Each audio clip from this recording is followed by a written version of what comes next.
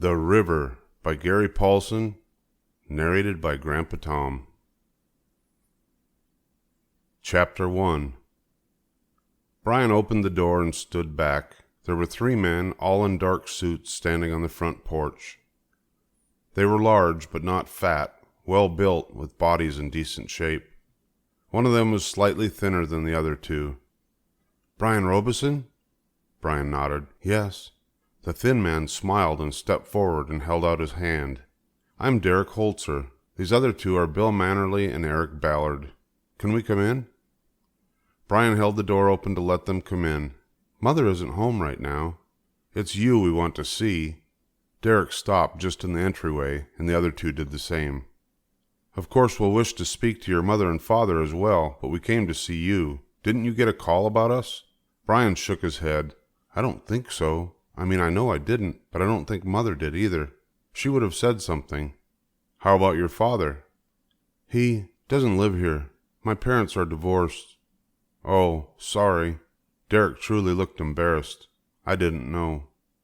"It happens," Brian shrugged. But it was still new enough, just over a year and a half, to feel painful. He mentally pushed it away and had a sudden thought of his own foolishness. 3 men he didn't know were in the house. They did not look threatening, but you never knew. "What can I do for you?" "Well, if you don't know anything about this, maybe we should wait for your mother to come home. We can come back." Brian nodded. "Whatever you want, but you could tell me what it's about if you wanted to. Maybe I'd better check on you first. Are you the Brian Robeson who survived alone in the Canadian woods for 2 months?" 54 days, Brian said. "Not quite 2 months. Yes, that's me." "Good. Are you from the press?" For months after his return home, Brian had been followed by the press. Even after the television special, a camera crew went back with him to the lake, and he showed them how he'd lived. They stayed after him. Newspapers, television, book publishers. They called him at home, followed him to school. It was hard to get away from them. One man even offered him money to put his face on a t-shirt, and a jeans company wanted to come out with a line of Brian Robeson survival jeans. His mother had handled them all, with the help, through the mail, of his father, and he had some money in an account for college, actually enough to complete college, but it had finally slowed down and he didn't miss it. At first it had been exciting, but soon the thrill had worn off. He was famous, and that wasn't too bad. But when they started following him with cameras and wanting to make movies of him and his life, it got a little crazy. He met a girl in school, Deborah Mackenzie, and went on a few dates, and pretty soon the press was bugging her as well, and that was too much. He started going out the back door, wearing sunglasses, meeting Deborah in out-of-the-way places, and sliding down hallways in school. He was only too glad when people stopped noticing him, and here they were again. "Are you with television or anything?" Derek shook his head. "Nope, not even close. We're with a government survival school." "Instructors?" Derek shook his head. "Not exactly. Bill and Eric are instructors, but I'm a psychologist.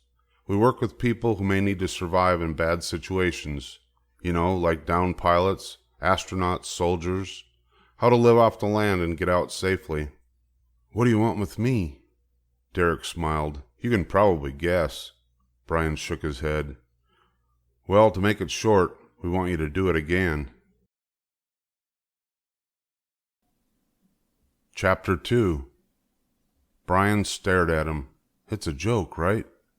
Derek shook his head. "No, not at all. But I think we should wait for your mother to come home and talk to her and your father. We'll come back later." He turned to leave, and the other 2 men, still silent, followed him to the door. "Just a minute," Brian stopped them. "Maybe I didn't understand what you said. Let me get it straight. You want me to go back and do it over again? Live in the woods with nothing but a hatchet?" Derek nodded. "That's it." "But that's crazy. It was rough. I almost died, and it was just luck that I made it out."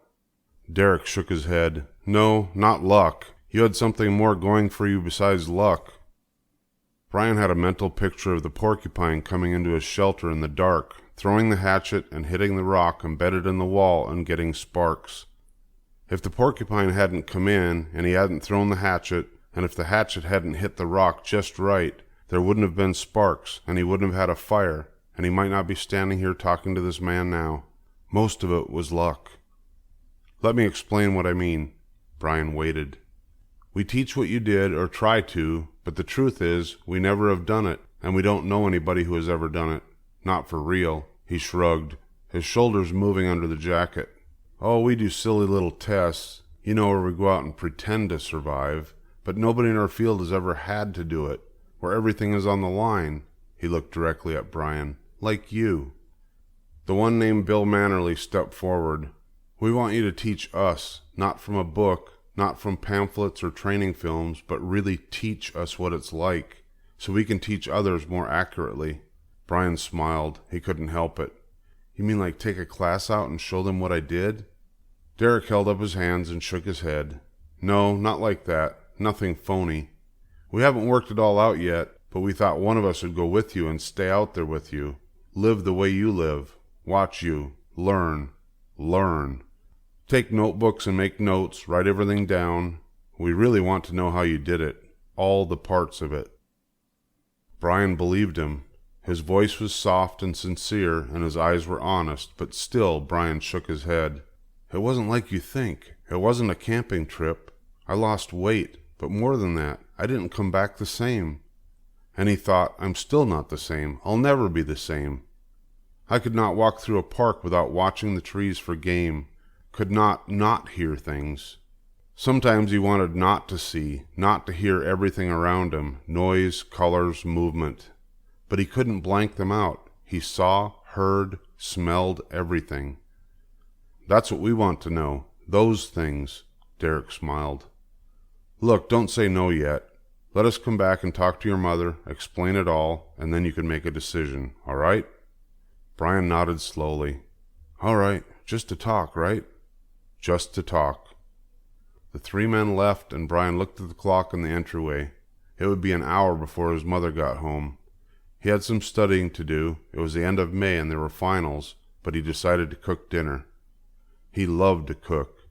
It was one of the things that had changed about him from the time he was in the woods. He thought of it as the time. Just that, the time. When he was speaking quietly to Deborah about it, he tried to tell her of it, all of it, including the moments when he tried to end himself. When he spoke to her about it, he always started it with those words. The time. A year had passed, and in the world around him not much had changed. His mother still saw the man, though not as much, and Brian thought it might be passing, what they had between them. The divorce was still final, and probably would remain so. He'd gone to visit his father after the time, and found that he'd fallen in love with another woman and was going to marry her. Things ground on, a day at a time, but Brian had changed, completely. And one of the things that had happened was now he loved to cook. There was something about the food, preparing the food, looking at the food. There was so much of it compared to what he had had in the woods. He enjoyed taking the food out, working with it and cooking it and serving it and eating it, chewing each bite, knowing the food, and watching other people eat. Sometimes he would just sit and watch his mother eat what he had cooked, and once it bothered her so much that she looked at him, a piece of sautéed beef on a fork halfway to her mouth. What is it? I'm just watching you eat, he said to her. It's something, eating. Just to see somebody eat, it's really something. Are you all right? She'd asked. Of course he wasn't, or maybe he was and had never been all right before in his life, but he'd smiled and nodded.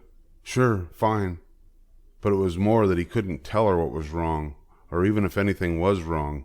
He couldn't really talk to anybody about it because nobody understood what he meant. His father and mother had insisted that he go to a counselor when he first came back, and more to humor them than anything else he went. But it didn't help. The counselor thought he was somehow mentally injured, somehow harmed, and the truth was almost the exact opposite. He tried to tell the counselor that he was more than he had been, not less, just older, not just 15 when before he had been 14, but more, much more. But the counselor didn't understand, couldn't understand, because he hadn't been with Brian in the woods during the time.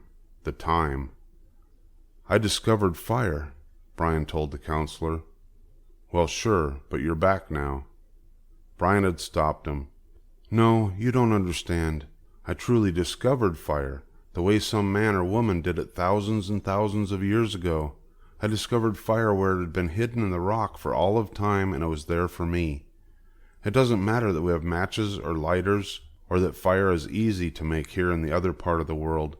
I truly and honestly discovered fire. It was a great thing, a very great thing." The counselor had sat behind his desk and smiled and nodded and tried to know what Brian was speaking about, but it wasn't there. He couldn't. And that became the way of it for Brian. In all his dealings with the new world around him since he was reborn in the woods, as he thought of it, he had to be evasive, hold back. If he told the truth, nobody believed him, and if he was silent, which he found himself becoming more and more, they thought he was sick. He couldn't win. He took 2 pork chops out of the freezer and thawed them in the microwave. Then he found the cookbook and flipped to the page for breaded pork chops. When he first returned home, he found himself wanting to eat a great deal. He would buy a hamburger, eat it, drink a malt, then think immediately of buying another one. But that only lasted a brief time. His stomach had shrunk, and the food made him feel heavy, wrong somehow, and he stopped overeating. But he still took great pleasure in food, and he now prepared the pork chops slowly, enjoying himself as he worked. He cut the fat off them, breaded them, preheated the oven, and put them in a glass pan. While they were baking, he looked at the clock again. His mother was due in less than half an hour, and she was never late. And he put 2 potatoes on a plate to bake in the microwave. He would start them when she came home. They baked in a few minutes, and they could eat before the men came back. Chapter 3. "It was a wonderful meal," his mother said, leaning back from the table and smiling. "As usual." Brian nodded. "Something I whipped up." They cleared the table. They had become strangely closer since his return. So much of the divorce and the other man had bothered him, but coming close to death in the woods had led him to understand some things about himself and other people. He realized that he was not always right, was indeed often not right, and at the same time he found that others were not always wrong. He learned to accept things, his mother, the situation, his life, all of it, and with the acceptance he found that he admired her. She was trying to make a go of it alone, working in a real estate office, selling lots, and it was rough. "We have to talk," he said, putting the dishes in the dishwasher. To have dishes, he thought, just to have dishes and pots and pans and a stove to cook the food. It still marveled him. "Some men are coming over to talk to you." "What men?" He explained Derek and the other 2 what they wanted. "You mean what they said they wanted? They could be anybody. We should call the police." He shrugged. "If you want. I was a little worried at first, but they didn't do anything and they seemed all right, so I told them to come back." She thought it over and finally nodded. "Let's see if they come. We'll play it the way it looks best." As if on cue, the doorbell rang, and she went to the door with Brian following. Derek stood alone on the front step. He backed away so they could see him well through the peephole in the door. She opened the door. "Hello, I'm Derek Holzer. My son told me about you. Weren't there 2 others? We thought one man might be less pushy. They stayed in the motel. Please come in. We'll have some coffee." Derek followed her in, and they sat down at the dining room table, and Derek explained to Brian's mother what he wanted, all that he had told Brian. "We would control the operation closely," he said, "and take every precaution possible. Of course we wouldn't do anything without your permission, and Brian's father's as well," Derek concluded. His mother sipped coffee and put the cup down carefully. Her voice was even, as if talking about the weather. "I think it's insane." Brian half agreed with her. In all the time since his return, he had had dozens of kids and not a few adults say how much they would have liked to do it, be marooned in the woods with nothing but a hatchet. But they always said it when they weren't over a block and a half from a grocery store, usually in a room with lights and cushions on a couch and running water. None of them had ever said it when they were sitting in the dark with mosquitoes plugging their nostrils or night sounds so loud around them they couldn't think. To want to go back was insane, and yet there was a small feeling, a tingle in the back of his neck as his hairs went up. "I know it sounds strange, but Brian has had a unique experience," Derek said. He set his cup down carefully on the saucer. It could save lives if you would help us." "It's still insane." Brian's mother shook her head. "I don't think you have the slightest idea of what you're asking. You must realize that for the time Brian was gone, we thought he was dead. Dead.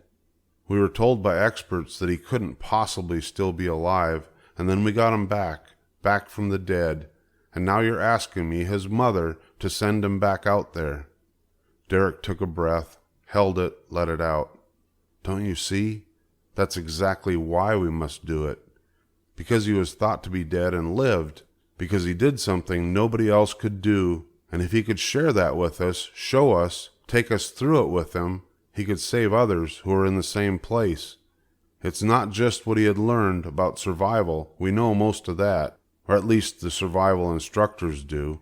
It's his thinking, his psychological processes, how his mind worked for him. That's what's so important. I have to do it." Gosh, Brian thought, was that my voice? Both of them looked at Brian, Derek in surprise, his mother with a stunned look on her face. "What?" Brian leaned back. "I know, Mother, but he's right. I learned something there. About how to live. How to live. And if it could help others, I have to do it." "There is money," Derek said. "We can contract him, and the government will pay well for his help." His mother was still staring at him, but Brian knew that she understood. There was much between them since he came back, much understanding. She treated him much more as an adult, and she understood. Still, she held back, and the worry was alive in her face. "Are you sure? Absolutely certain?" Brian sighed. "I have to, if it'll help others." She nodded slowly, biting her lower lip, but she nodded. "I'll have to call his father," she said. "He may say no." But Brian knew. He was going. Chapter 4. It was strangely easy for him to get into the bush plane. Brian had thought at one time that he'd never get in a small plane again, and when he went to visit his father after the time, it had been hard to enter the plane, but now he clambered in and took the seat in back with a relaxed attitude. It all felt the same and yet somehow different. Derek got in the front and sat next to the pilot and turned to Brian. "Are you comfortable flying?" Brian shook his head. He looked out the window at his mother standing by the station wagon. They were at a different small airport, but it was the same station wagon with the phony brown wood sides.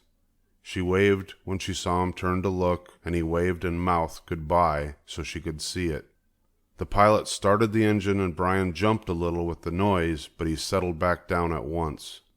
He still could not quite believe that he was doing it, felt as if he were half in a dream. It had been 2 weeks since Derek first came to him, and in that time they had made detailed plans. After Brian had further convinced his mother and worked on his father over the phone, Derek had come back with maps and plans, and they had included Brian's mother in the whole process. Derek had decided he should be the one to go, even though he had little or no survival knowledge, because he was a psychologist, and that was the aspect they wished to learn about. They picked a lake in the middle of the wilderness, perhaps 100 miles east of the lake Brian had crashed into the first time. Brian's mother thought of using the same lake, but Derek vetoed it because he wanted it to be all new to Brian. The lake was not named on the map, though it fed a river that went south and east until it disappeared off the map.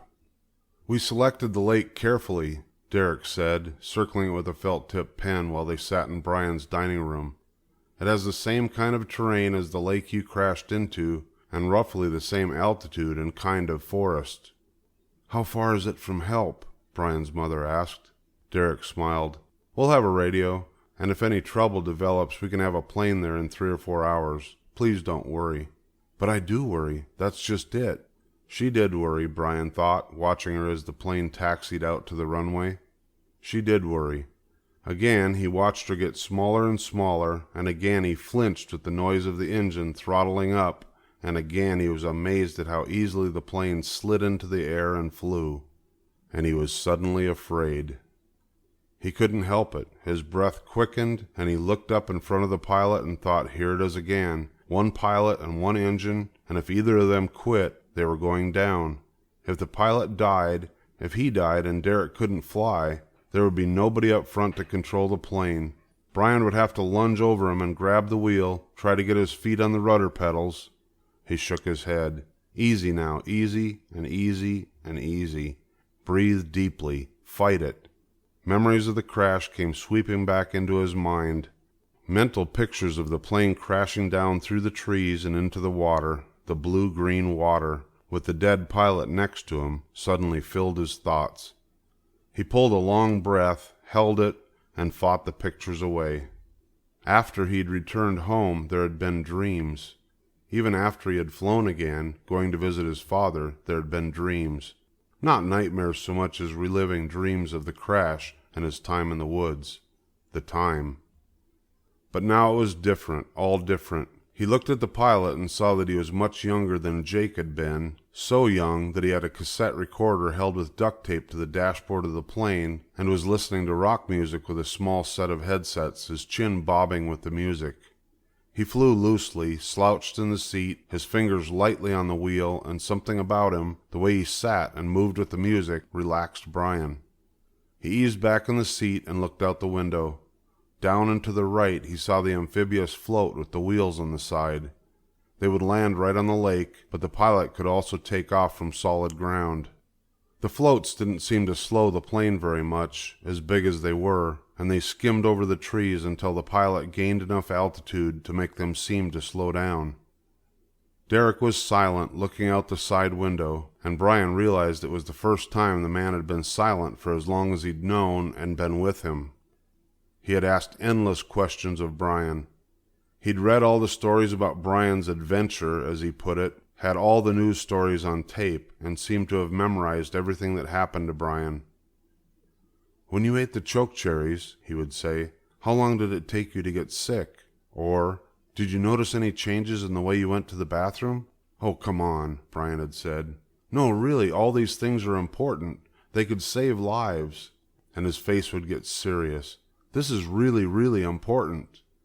Brian realized then that Derek truly cared. Until that moment, sitting in the dining room at his house with maps all over the table, until that moment, Brian wasn't sure he was still going. He had said he would, thought he would, but he wasn't totally certain until he looked up at Derek's face and realized that Derek really wanted to help people by learning what Brian knew. So here he was in a bush plane heading north. And it somehow seemed perfectly logical, perfectly all right, as if going back were the most normal thing in the world. He looked out the window, down past the float on the right. They had been flying half an hour, and they were already getting over the forest. There was still some farms here and there, but less and less of them, even as he watched. When he looked ahead of the plane through the whirling propeller, he saw the endless trees stretching away to the horizon. With the fear gone, or controlled, something about the forest drew him, and that was a surprise as well. His thinking had changed during the time he was at the lake. It had to, or he would have died. He had to revert, to become part of the woods, an animal. But when he came back, and had been back a time, he started to recidify as he thought of it. He became used to the city again. The first time he went to a mall, he became ill, dizzy with all the movement and noise, and had to make himself normal again. He went back to the mall again and again until finally it didn't bother him. And the woods slipped away. The dreams came less and less, and he began not to think about them. He didn't forget them. He knew he would never forget them, but he didn't think about them as much. And when he did, there wasn't any fondness.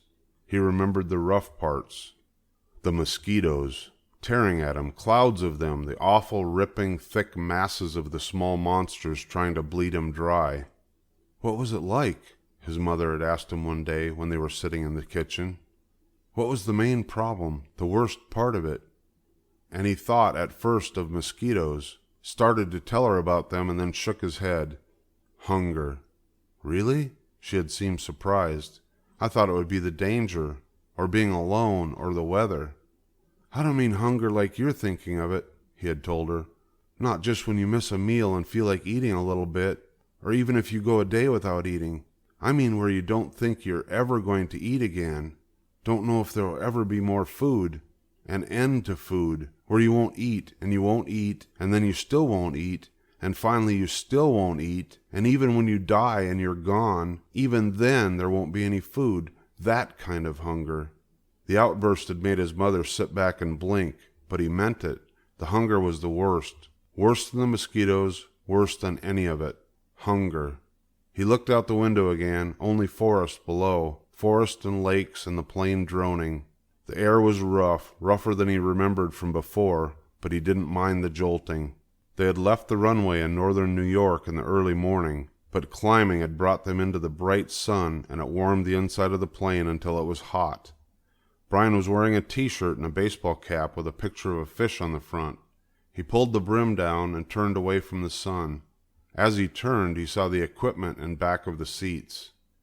There was enough for a small army, and it bothered him, and he couldn't pin it down, how or why it bothered him. It just felt wrong. Derek had gone over the list with his mother. Food for weeks, tent, a rubber boat, first aid kit, and mosquito repellent, fishing gear, a gun, just what we need. Just for emergencies, Derek had explained. In case we need them, we have everything we need.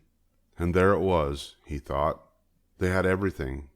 They had everything they needed, and it ruined it all, made the trip worthless. It wouldn't be the same. He tapped Derek on the shoulder, and the big man turned in his seat. "Too much!" Brian yelled over the noise of the engine. "What?" "Too much stuff!" Brian pointed over his shoulder at the mound of gear. But Derek misunderstood and nodded and smiled. "Great, isn't it? We have everything but the kitchen sink." Brian shrugged. "Yeah, great." But it ate at him. What they were going to do proved nothing. They were playing a game, and it struck him that Derek did that. His whole life was that. He knew it was unfair to think of the man that way. He didn't, after all, know him very well, but he acted that way. Like it was all a game, and Derek was approaching this whole business that way. Just a game, football, soccer. If it didn't work right, they could call time out and eat a good meal, and go swimming and sail off into the sunset in a rubber boat, shooting things with the gun and talking to people on the radio. Survival. Right. The plane seemed to hang in the sky over the woods, the trees green like a carpet out and out, and Brian sat there and watched them without seeing them and thought that it was wrong. There was too much. It was all wrong. Chapter 5. He slept. He couldn't believe it, but he slept. The sound of the plane's engine and the warm sun and the sameness of the green forest all combined to hit him like a hammer, and his face went against the window and he slept. The sound of the plane engine changing sound, decreasing in pitch, awakened him, and he was embarrassed to see that he had drooled in his sleep. He wiped his chin. They were going down. Brian felt himself stiffen when the plane nosed down. He couldn't help it, but the descent was gradual and controlled and even. When they were still well above the forest, the pilot slowed the plane still further and dropped the flaps. The plane almost seemed to stop in the air, floated on down toward the lake below and to the front, and Brian remembered the last time he'd landed on a lake in a bush plane. If he'd known about flaps or how to use them, he wouldn't have been going half the speed when he hit the water. With a gentle landing, he might have had time to help the pilot get the survival pack out. He watched the pilot carefully, noting everything he did, and realized how lucky he'd been. The pilot flared the plane out so that when it came down to the lake, it seemed to be barely moving.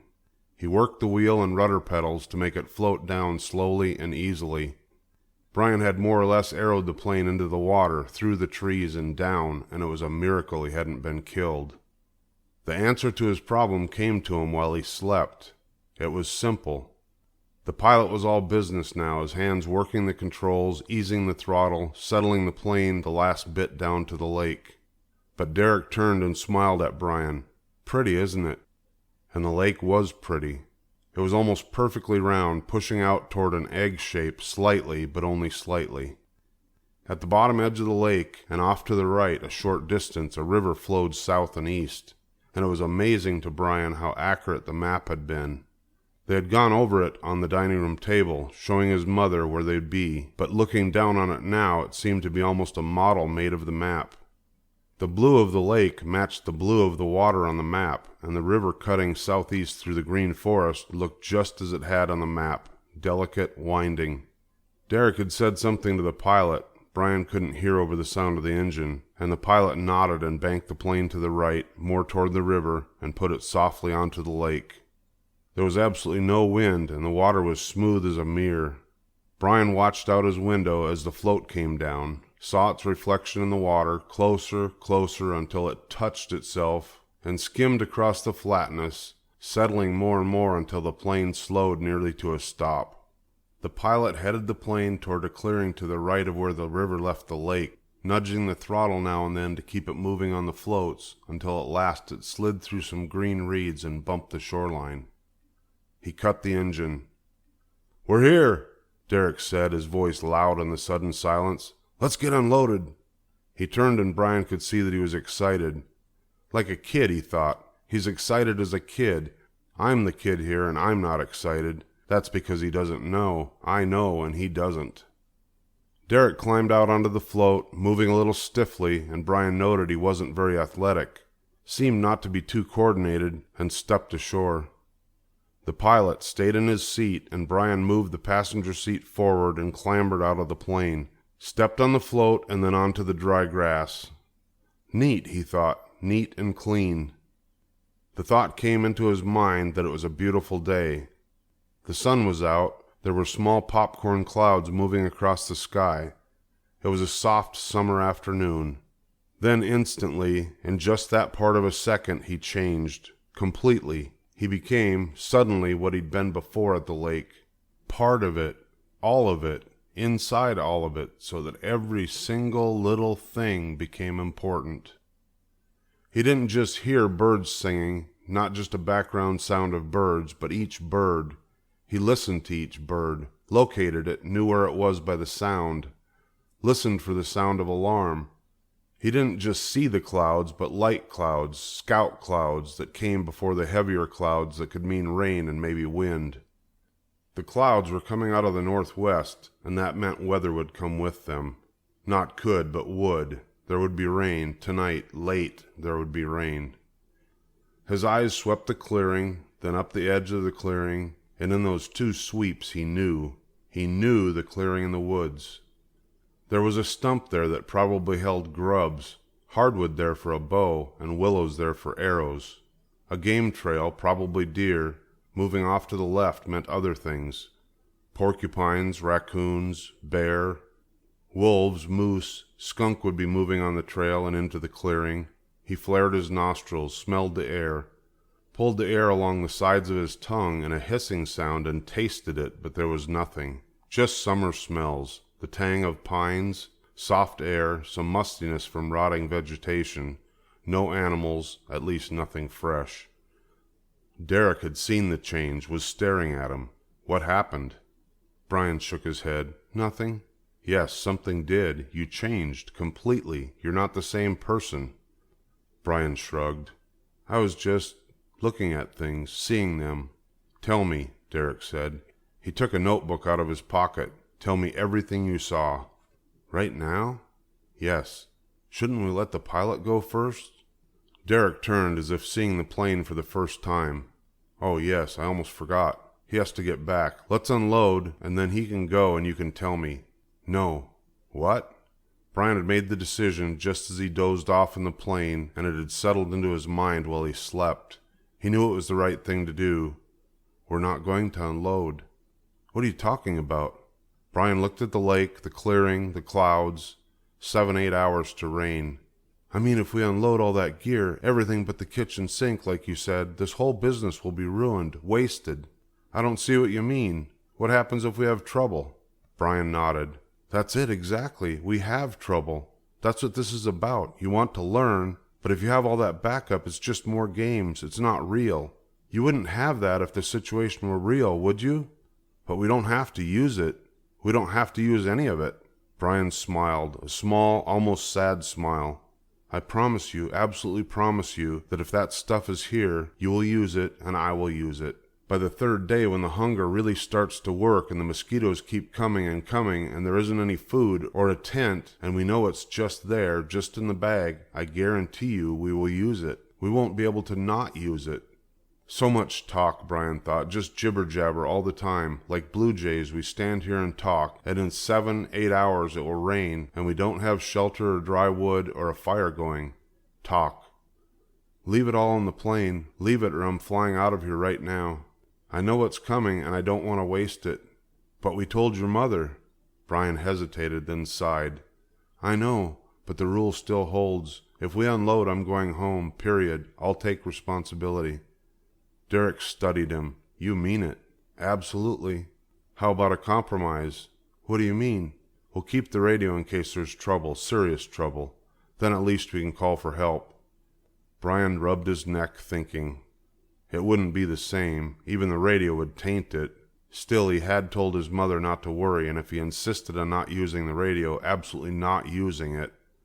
All right. Derek nodded and stepped past him, balancing along the float, and reached into the plane. He said something to the pilot, who nodded and looked at Brian through the windshield with a strange look, a studying look. Then he smiled and waved through the plastic, and Brian nodded and waved in return. Derek came back ashore with the radio, a small unit with a weatherproof seal and fresh NiCad batteries. He also carried a small plastic briefcase. For my papers, he said. I have to take notes, write things down. Brian nodded, smiling inside.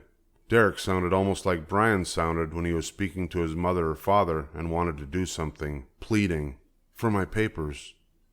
It was a strange feeling for Brian, the role reversal with an adult. He was in charge of an adult, and he supposed in this situation it was the best way. But he was uncomfortable with it, the business of being in control over an adult, or anybody for that matter. The plane had to be turned. It was nosed into the reeds, and the pilot opened the window and asked them to aim the plane around so it could taxi out and take off. Derek and Brian worked it back and around, wading into the water, pushing at the floats. The water felt warm to Brian, shore warm, and when they had aimed it well out, the pilot started the engine. He taxied away without looking back, and as soon as he was clear of the reeds, he gunned the engine, increasing speed until the plane was roaring across the lake. Had bounced once, then again, and was airborne, climbed well over the trees at the end of the lake, circled and came back over them, the pilot wagging the wings as they watched, and then it was gone. Gone. Well, Derek said to him, here we are, alone. Brian nodded. He felt a strange loss at watching the plane leave, an emptiness. What's next? Derek asked. How do we get the ball in play? Brian looked at him. A game. It's all a game. A fire. We need a fire and shelter, soon. Derek looked at him, a question in his eyes. Brian looked at the sky. It's warm afternoon now, but with evening the mosquitoes will come, and we need smoke to keep them away until coolness in the morning. And we need shelter because it's going to rain in about 6.5 hours. 6.5 hours? Sure. Can't you smell it? Derek took a breath through his nose, shook his head. Nope, not a thing. You will, Brian said. You will. Now let's get the ball rolling. And he set off looking for a firestone.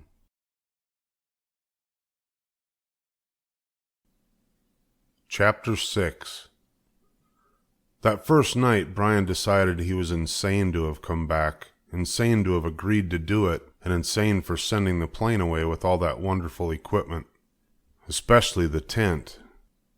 Brian had allowed them to have almost no survival gear. He decided that not all people put in this position would have a hatchet, so even that old friend was left at home. He and Derek each had a knife, the kind that folds like a pocket knife, but is bigger and is worn on the belt in a leather case. Other than that, they had what was in their pockets. Some change, a few dollars in paper money. Derek had a large nail clipper and some credit cards. Brian had pictures of his mother and Deborah in his wallet. That's it? Derek had said early in the evening while the sun was still on them, but low in the west, past the tops of the trees in the edge of the clearing. That's it, Brian had nodded. It's not much, is it? Brian had said nothing. The truth was, it wasn't much, especially for two people. They would need twice as much of everything. Twice as much food, a larger shelter. It changed things. All Brian had needed to worry about before, during the time, was himself, and that had been bad enough.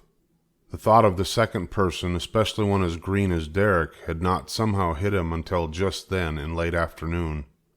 And then it didn't matter. The plane was gone. Things began to disintegrate fast after that. It was one thing, Brian knew, to have a plan, to want to do things. It was something else to actually get them done. Brian could not find a firestone, so there was no fire. Without fire there could be no smoke, and without smoke they had no protection against the mosquitoes. They came with first dark, and they were as bad as Brian had remembered. Thick clouds of them, whining, filling their eyes and ears and nostrils. They had made a crude lean-to. Brian missed the overhanging rock with his shelter back inside a great deal. Clearly it would not stop the rain, though they had tried to make some rough shingles of old pieces of half-rotted bark, yet it was a start. But for some reason, some protective thought, they had crawled back into the lean-to when the mosquitoes first came, as if, Brian thought, they could hide from the little monsters. "Gosh," Derek said in a whisper, a tight sound in the darkness back in the lean-to. "This is insane." They were sitting with their jackets pulled up over their heads, but due to Derek's size, when he pulled the jacket up, it pulled his shirt up from his waist and exposed a bit of skin there. And when the mosquitoes found that, he pulled the shirt down and exposed his neck. And when he hunched over to cover that, they could get his waist again, and in a small time he was jerking up and down like a yo-yo. "You must settle," Brian told him. "In your mind. There are some fights you can't win, and I think this must be one of them. It will get worse and worse until after the middle of the night, when the coolness comes and the mosquitoes will stop, or at least a lot of them will." And just the words had helped, had calmed Derek and himself as well. Dozing, listening to the whine of them around his head and in the dark, as they tried to find a way through the jacket, he thought it was the way. It was the way of things here. The mosquitoes and the night and the coolness that he knew was coming were just the way of it. Part of being here, and he thought he should tell Derek, but decided to keep his mouth shut. Derek would find it for himself, or he would not, just as Brian had found things out for himself. Brian left the lean-to and went back outside. There might be a part of a breeze later as the rains came, and it would help. There was a sliver of a moon, which made enough light to see the lake well, the flat water with the beam of moonlight coming across it. And even with the mosquitoes still working at him, he was amazed at the beauty. There were night sounds, birds, flittering things that he knew were bats. He also knew they were eating mosquitoes. He'd read about them in biology, and he thought, "Get some, bats. Get some. Get all the mosquitoes there are." Something swam into the moonlight on the surface of the lake, either a muskrat or a beaver, and cut a V right up the path of the moon, seeming to be headed for the moon, into the moon itself. Water made sound, and he realized it was the river gurgling as it left the lake to his right. Not fast and not wide, perhaps 40-50 feet across. The river still seemed to possess force, strength as it ran. Somehow the beauty overrode the mosquitoes. Brian was standing there looking through the gap in his jacket, which was still pulled up over his head, when he heard Derek come up alongside him. "It's incredible, isn't it?" Derek saw it as well, the beauty, and Brian was glad that he could see it. See not just the bad parts, but the good as well. "I had forgotten," Brian said. "I had dreams after I got out last time. Not all nightmares, but dreams. I would dream of this, of how pretty it was, how it could stop your breath with it. And then I would wake up in my room with the traffic sounds and the streetlights outside, and I could feel bad, miss it. I would miss this. Except for the mosquitoes." Brian smiled. "Well, yes, except for those." But even as they talked, the night temperature started to drop, and it was as if a switch went off. There were still some mosquitoes, but most of them left, and the two of them were left standing in the moonlight. "Incredible," Derek said. "They're just gone. Haven't you run into them before? You know, when you're doing the courses and all of that for the government?" Derek nodded. "Of course, sort of. I haven't run the courses that much. Just once to try to see what it was like, and I pretty much failed it. They always have tents and repellent and gear with them. You know, to take the edge off." He laughed softly. "I'll change that the next time we have a meeting. It was wrong. Psychologically wrong. You were right to leave all that in the plane. Absolutely right." Later, when everything changed and he did not think there was hope, that statement was all that kept Brian going.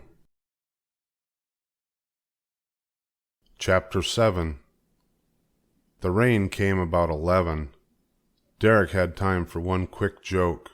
"You said it would be 6.5 hours. It's almost 7. Then it hit them, and there was nothing but water. The clouds had come quickly, covering the stars and the moon in what seemed like minutes, and then just opened up and dropped everything on them. It wasn't just a rain, it was a roaring, ripping downpour of water that almost drove them into the ground. They had moved back into the lean-to to try to get some rest since the mosquitoes partially lessened, but the temporary roof did nothing, absolutely nothing, to slow the water. They were immediately soaked, then more soaked, sloppy with water. They tried moving beneath some overhanging thick willows and birch near the edge of the lake, but the trees also did nothing to slow the downpour, and finally they just sat, huddled beneath the willows, and took it. I have, Brian thought, always been wet. Always. Even my soul is wet. He felt the water running down his back. He judged it to be about the same rate as the faucet in his kitchen sink at home, and that made him think of his mother, sitting at the table, the dining room table. With a roof, he'd forgotten how nice a roof could be. "This is crazy," he said aloud to Derek next to him, but the rain took the words away, and he leaned against a birch and closed his eyes and finally took it. "I'm here," he thought, "to show Derek how I did it, how this can be done for other people, and right now there is nothing to do but take it." And somehow the night passed. Close to dawn the rain stopped, and there was a softness after the rain, almost a warmth, and that brought the mosquitoes back for one more run. By the time the sun came up, full up over the lake, and brought them warmth, Brian felt like he'd been hit by a truck while playing in a puddle. He ached all over, and when he turned to see Derek, leaned back against a tree sideways, curled into a ball with his jacket still over his head, Brian laughed. The sound awakened Derek, who was not really asleep, and he looked out of the jacket. "What's so funny?" Brian shook his head. "I guess it's not funny, but you look so miserable." "You ought to see yourself," Derek grinned. "Kind of like a drowned rat." "That's about how I feel." They stood, and Brian moved down to the shore of the lake. He stripped his clothes down to his shorts, and wrung them out and hung them on some branches to dry. This day, he thought, this day we must find shelter and a firestone and get a fire going and some food. Hunger was already there. Not the kind that would come later, the cutting kind he remembered so well, and that still made his mouth water when he walked past a grocery store or fast food place, but it was there. "We have a problem," Derek said suddenly. He had moved down to the lake shore as well, and had stripped down to hang his clothes to dry. "That's for sure," Brian said. "We've definitely got a problem." "No, not what we're doing here. I mean, we have a problem with you." "What do you mean?" "You're so quiet. I mean, I see you looking at things and thinking, but I don't know what you're thinking about or what you're working out. I have to know all this to write about, to tell people what to do." Brian nodded. "I understand. It's just the last time I did this I was alone." I would have killed, Brian thought suddenly, for someone to talk to, someone to share it with, someone to hear me, and now that I have someone, I don't talk. It's kind of strange having someone here with me. Derek nodded. "That's what I mean. You have to tell me everything, externalize it for me so I can write it." Derek moved back to the lean-to, where he'd left the radio in his weatherproof briefcase. Inside the briefcase he had notebooks, each one in a plastic bag, and he took one out now with a pencil and began to write carefully. When he'd written something, he looked up at Brian, waiting. "All right, I'm ready." Externalize, Brian thought. How do you externalize? Well, I'm thinking now that we should make sure we get a shelter today, and then get a fire today, and get some food today. I sound like a catalog, he thought, like I'm reading a telephone book. But Derek nodded and started writing, and Brian thought of what he really wanted to say. We should grab the radio and call for the plane and go home and eat a hamburger and a malt, maybe 8 or 10 Cokes, a steak, some roasts and pork chops. He shook his head. There, Derek said. What were you thinking there? Brian stared at him and then shook his head. You don't want to know, just junk. He walked away into the day. It was enough of talk, enough of externalizing. Another night like last night would kill him. He left his clothes to dry but wore his tennis shoes and noticed that Derek did the same thing, although he carried the notebook as well, and Brian set off along the lake shore to the left. Rule 1, he thought. Don't leave the lake shore, you'll get lost. Then he remembered Derek and said it out loud. Thank you, Derek said rather properly. Standing in his underwear holding the notebook, he looked like somebody out of an old funny movie, and Brian had trouble keeping a straight face. That's exactly what I meant by externalizing. We're looking for a firestone, a shelter, and food all at once. Always, always you look for food. There, up along the edge of the clearing, you see those stumps? Derek nodded. Those will be a good bet for grubworms later. Grubworms? Sure. Bears eat them, love to eat them. I can't eat them yet, but by about the 3rd day, if we don't find something else or get some fish, they'll probably be looking pretty good. Grubworms? Brian smiled. I thought you did this survival thing once before. Oh, we ate lizards and snakes and stuff like that. They always have the course in the desert, or did until now. I think it will change. And you always read about people eating ants and grasshoppers, but I never ate a grubworm. You don't chew them, Brian said. I think that would be too much, just chewing up guts and all. They're too soft and, well, just too soft. But if you wrap them in leaves and swallow them whole... Right. Derek nodded and wrote in the notebook, grubworms. Brian stopped and turned to Derek. Food is everything. What do you mean? Just that. Out here in nature, in the world, food is everything. All the other parts of what we are, what everything is, don't matter without food. I read somewhere that all of what man is, everything man has always been or will be, all the thoughts and dreams, and sex and hate, and every little and big thing is dependent on 6 inches of topsoil and rain to make a crop grow. Food. You sound like you've thought this out.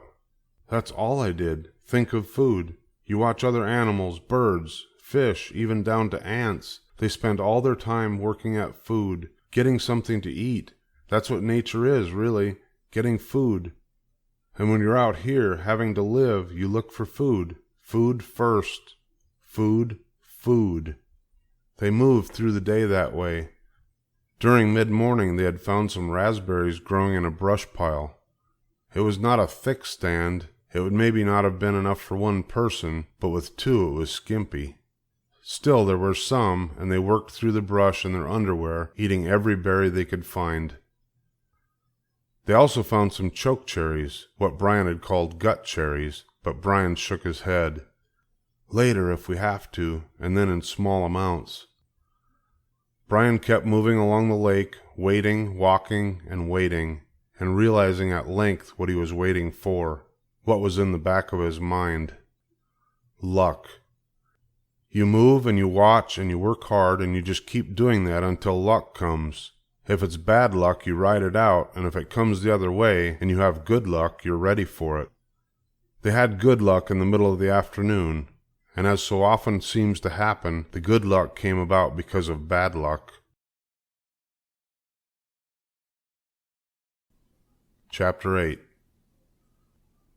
Brian had moved out ahead, down and to the right of Derek, and was working closer to the edge of the lake. Derek worked up and away from the lake, looking for more berries as they moved. Stay inside of me, Brian had told him. Don't get away from the lake so far that you can't see, and if you run into a bear, don't look into his eyes. Bear? They hunt for food too and eat berries. We'll probably see one. Just back away and don't look at them.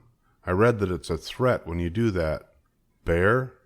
Brian was glad to see that his warning had taken, and Derek was always within sight. Here the land rose as they approached the northern end of the lake.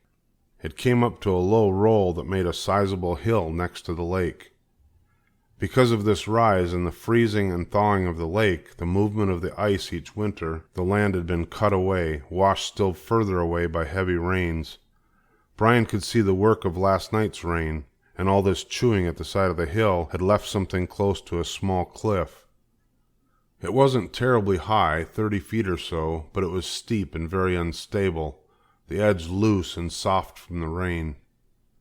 Brian had moved close to the edge. Down below he could see the green water of the lake, and there were fish moving, and the sight made him realize how hungry he was becoming. It had been over a day now. They had eaten normally the day before when they had flew to the lake, and the hunger was becoming demanding. He turned to see Derek, who was coming up the back of the hill. "See the fish?" Brian had come too close to the soft soil at the edge, and before he could finish the sentence, the bank let go. He dropped like an anvil, his fingers still pointing at the fish.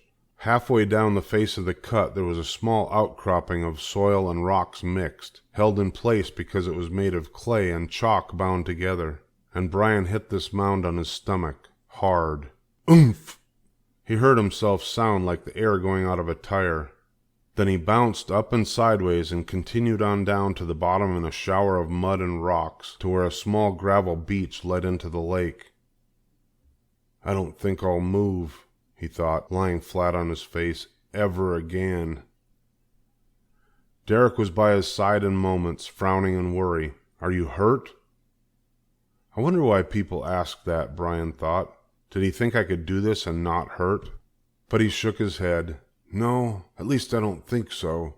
He rose or put his hands down to push himself up, and as he made the move he noticed the rocks around him on the beach.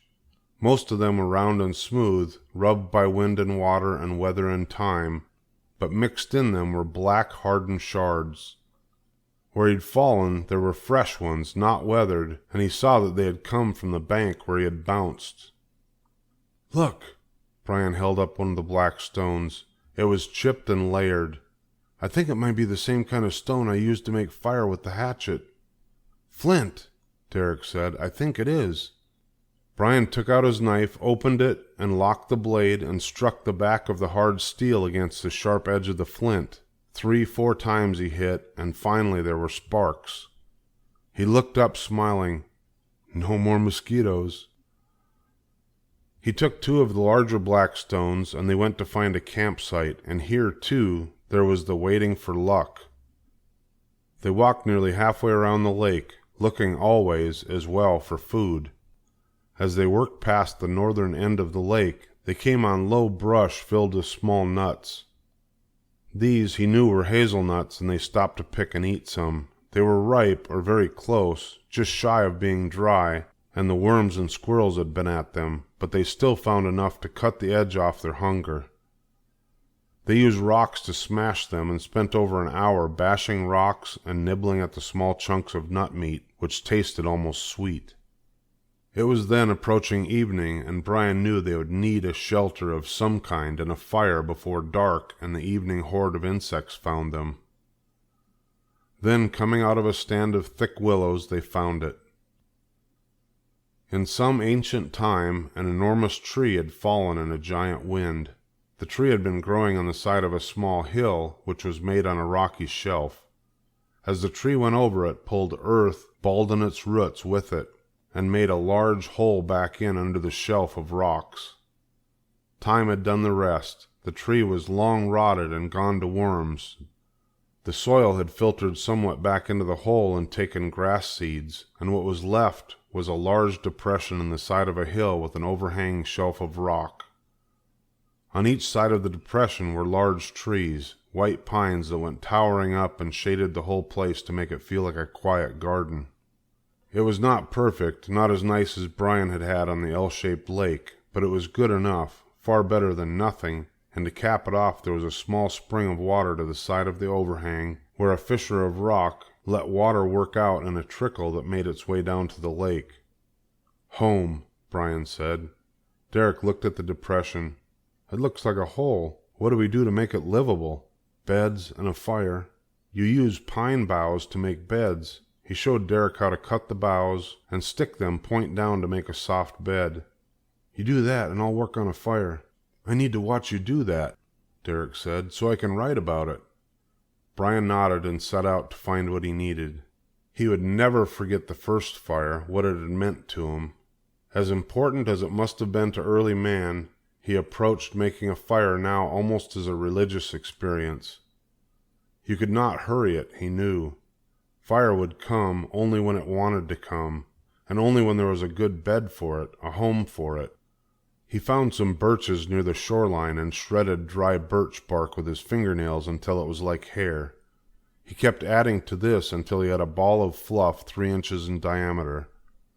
To this he added some pulverized dried grass, worked almost into a flower, and when it was all together, he gently used his finger to make a hole in the middle. A home for the fire, he thought, a place for it to live. Derek had watched all this with intense interest, writing in his notebook from time to time, underlining things, nodding. Brian set aside the tinder and found some dry pine twigs as small as matches. When he had a good pile of these broken up and lined up for use, he searched for slightly larger dry wood and still larger until he had a pile as high as his knees. In all of this he was silent, thinking only of the fire, but he turned to Derek now.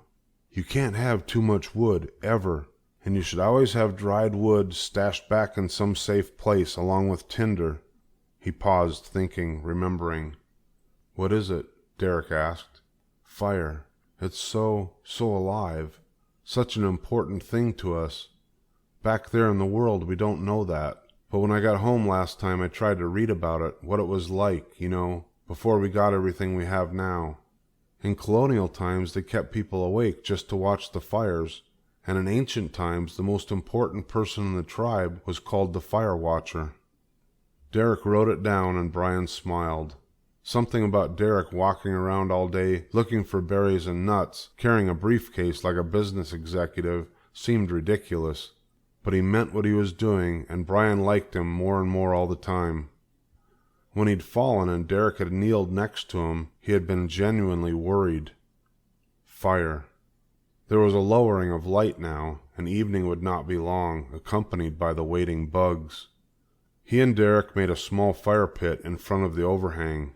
Then Brian put the tinder on the ground in the pit so the flame cup was aimed upward. Over this he held the piece of flint. He struck it with the knife and nothing came. Naturally, he thought, if it were easy, everybody would want to do this. He hit again and again, and finally the sparks came. Now he slammed the stone with the back of the knife blade with renewed force again and again until a small shower of sparks fell into the cup.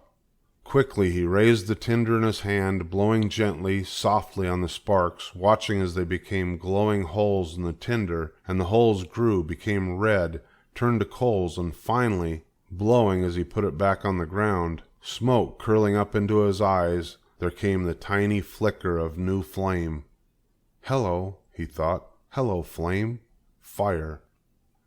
He fed small twigs to the flame, crossing them and recrossing them until the fire was full, healthy. Then they added larger sticks and still larger until they filled the pit and there was the crackling sound of a full fire. Brian settled back on his haunches and smiled, looked up at Derek, who was also smiling. Brian gestured around with his hand. No more mosquitoes. The smoke keeps them away. It doesn't even take much, just a little blowing around. But we need more wood. They took the next hour to gather wood, stacking it until they made a large pile to the side of the camp, and Derek used the time to cut pine boughs for beds as well. When it was late and they finally lay back to rest, they had done much to make the overhang home. Brian went to sleep on his side. The last thing he heard before he dozed was the sound of a wolf. He heard Derek rise. "It's a wolf," Brian said. "Far away, just singing. Besides, wolves don't bother you. You can go back to sleep." And Derek did, rolling over, his breathing even, and Brian let sleep come again. Chapter 9. Brian stood away from the fish trap and shook his head. Nothing was the same, really. It was a beautiful day with the mid-afternoon sun shining down on them, and he thought of what the problem could be, what was wrong. It had somehow turned into one big happy camping trip.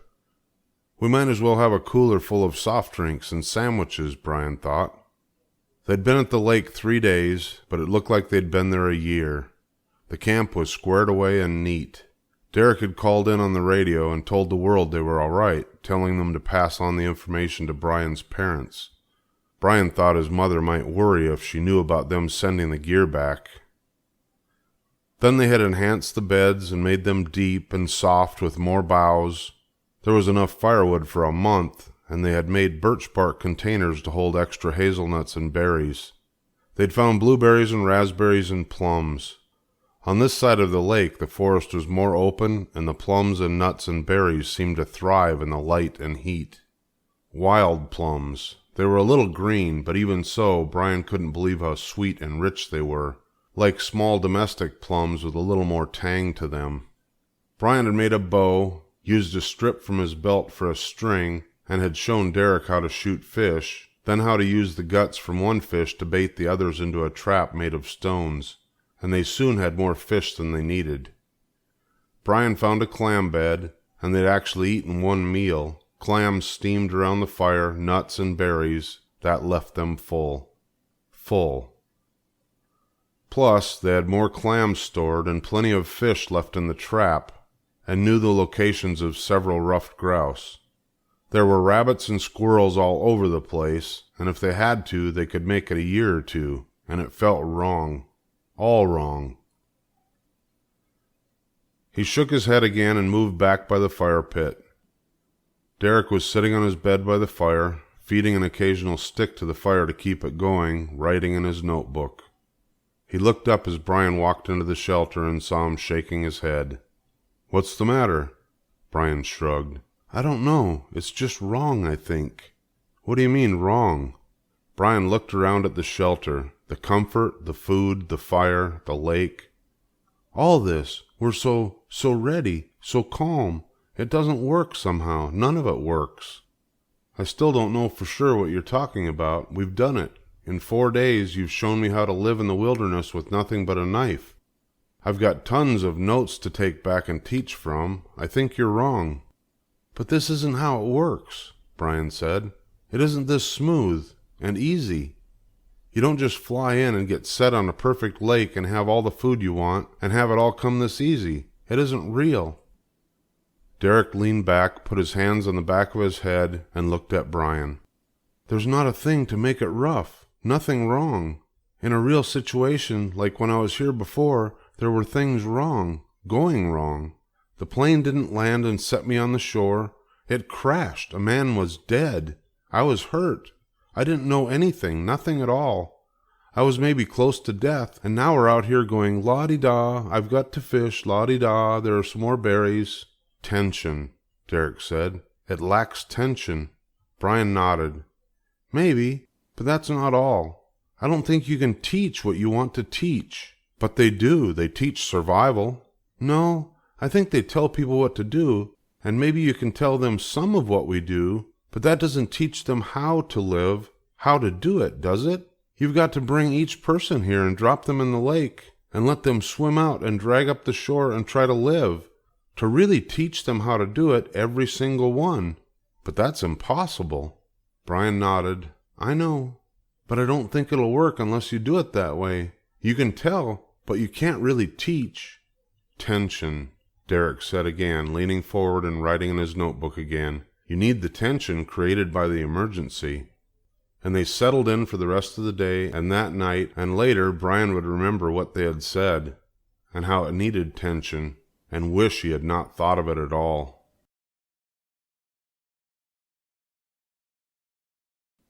Chapter 10. Brian awakened suddenly and listened and smelled. For a moment he could not tell what had brought him up from sleep. They had banked the fire well, and the coals would last until morning. It was still warm and red, giving off a little smoke. There were no bugs, the night cool wasn't too cold, No animals prowled, and he could find nothing wrong and was closing his eyes to sleep again when he heard it. The far-off sound of thunder, not loud, low and rumbling. He could smell rain coming, but that should pose no problem. The storms and the wind came from the north-northwest, and they had the hill and back to protect them. With the overhang facing south and being on the side of a hill, the rain wouldn't bother them. In fact, they'd had an evening of soft rain and nothing had come in the shelter, not a drop. And with the storm blowing any rain away from the opening, they should stay dry and safe. Brian put a couple of pieces of wood on the fire to make sure it kept going, added a handful of green leaves to make smoke and keep the mosquitoes down, checked to see that Derek was still sleeping, and lay back on his bed. Maybe the storm wouldn't even hit them. He remembered the tornado that had caught him before and decided he wouldn't worry. The odds against getting hit twice by anything as wild as a tornado were huge, and there was nothing they could do anyway, except just hope that it would miss them. He remembered the sound the tornado had made, the wild roaring, and the storm it had come from, and this was different. A summer rainstorm with soft thunder. It didn't seem anything to worry about, and certainly nothing to keep him awake. He went back to sleep, slipping into a slight doze.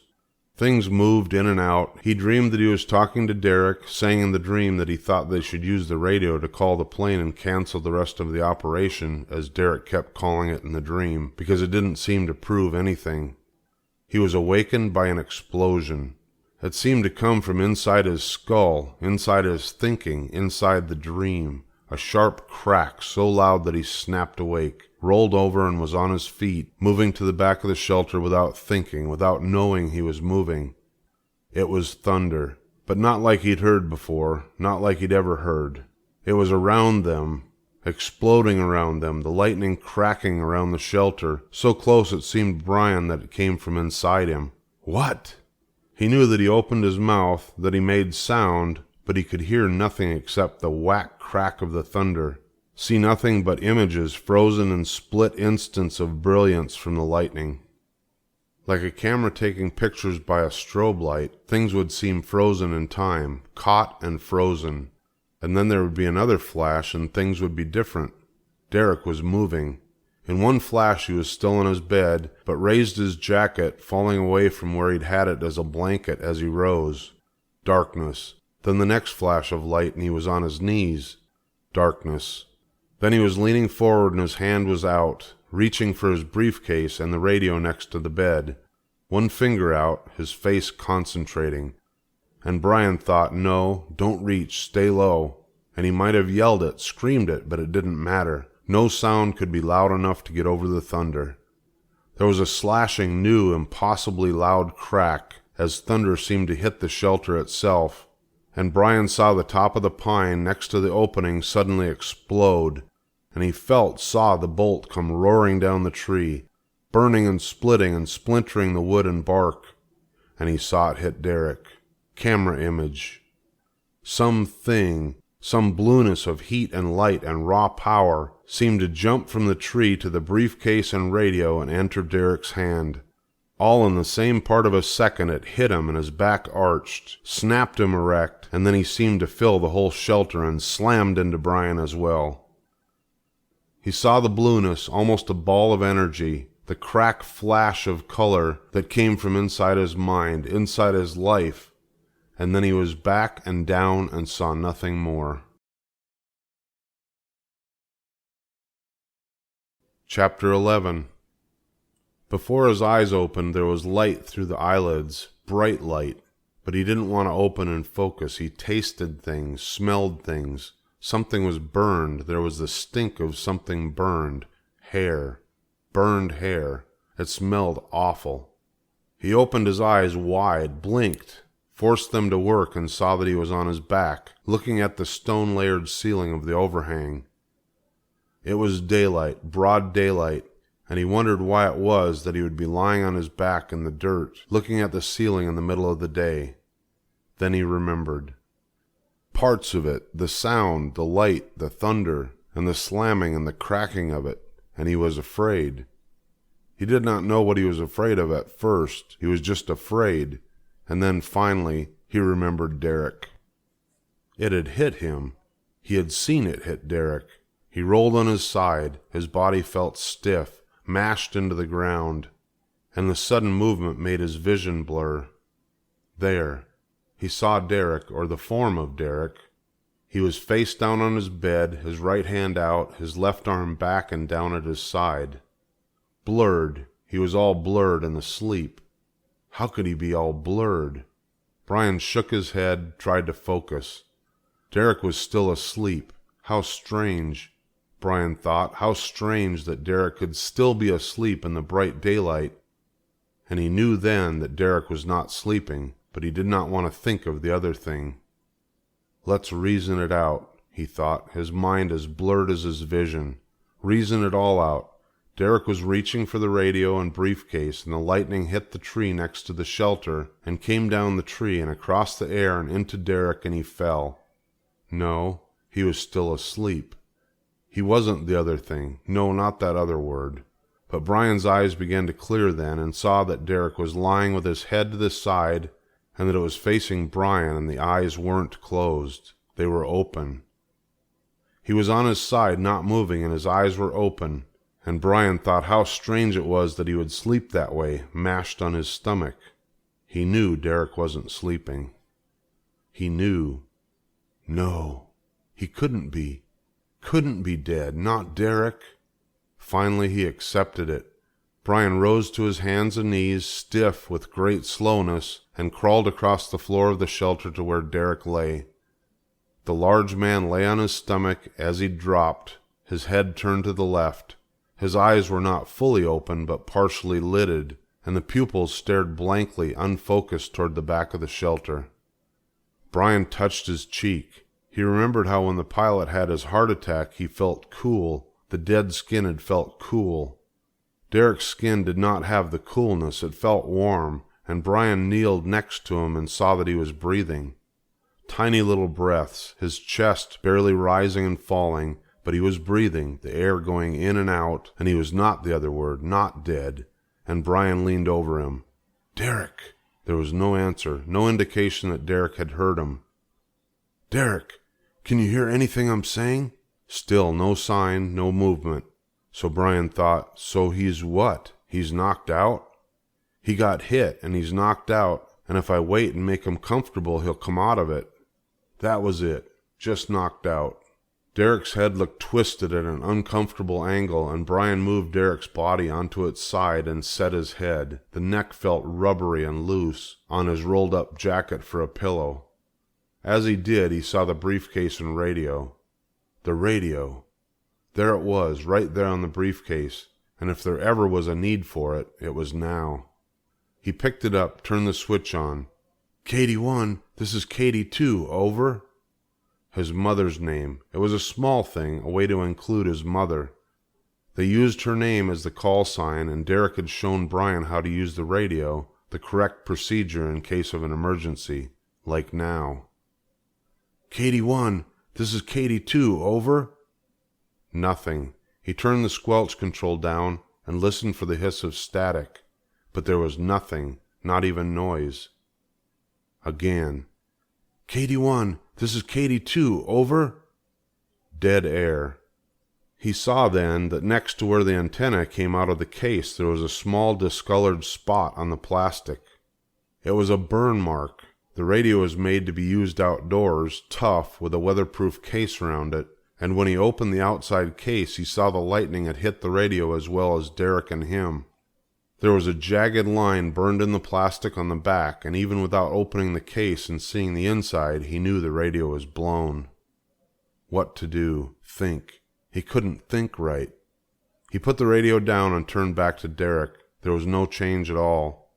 No movement except for the short rise and fall of his chest with his breathing. The eyes were still partially opened as they had been. Think. What did he know that could help? Lightning had hit the tree next to the overhang, come down the side. He saw where the pine bark was burned and literally blown from the tree, and then must have come out on a root or jumped away from the tree somehow. No, that wasn't right. He'd read somewhere that lightning struck up, not down, moved from the ground up.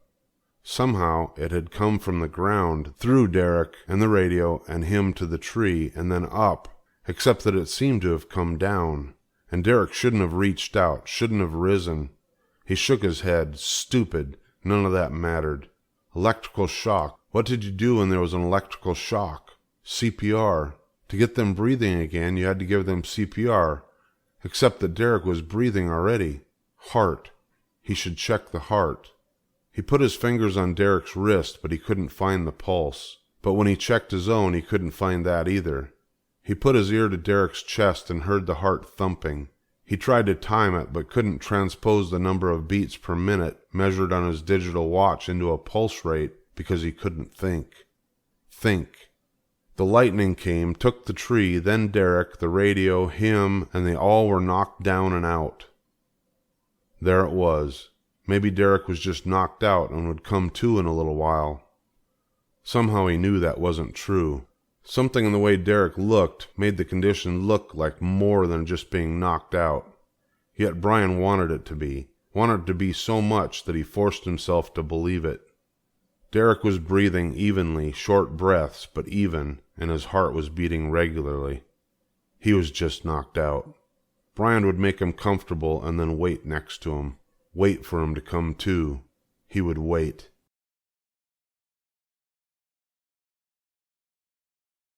Chapter 12.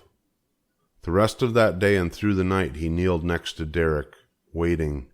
He only moved to get a drink and eat some berries and go to the bathroom. The rest of the time he kneeled next to Derek, putting a piece of wood on the fire now and then to keep it going, waiting.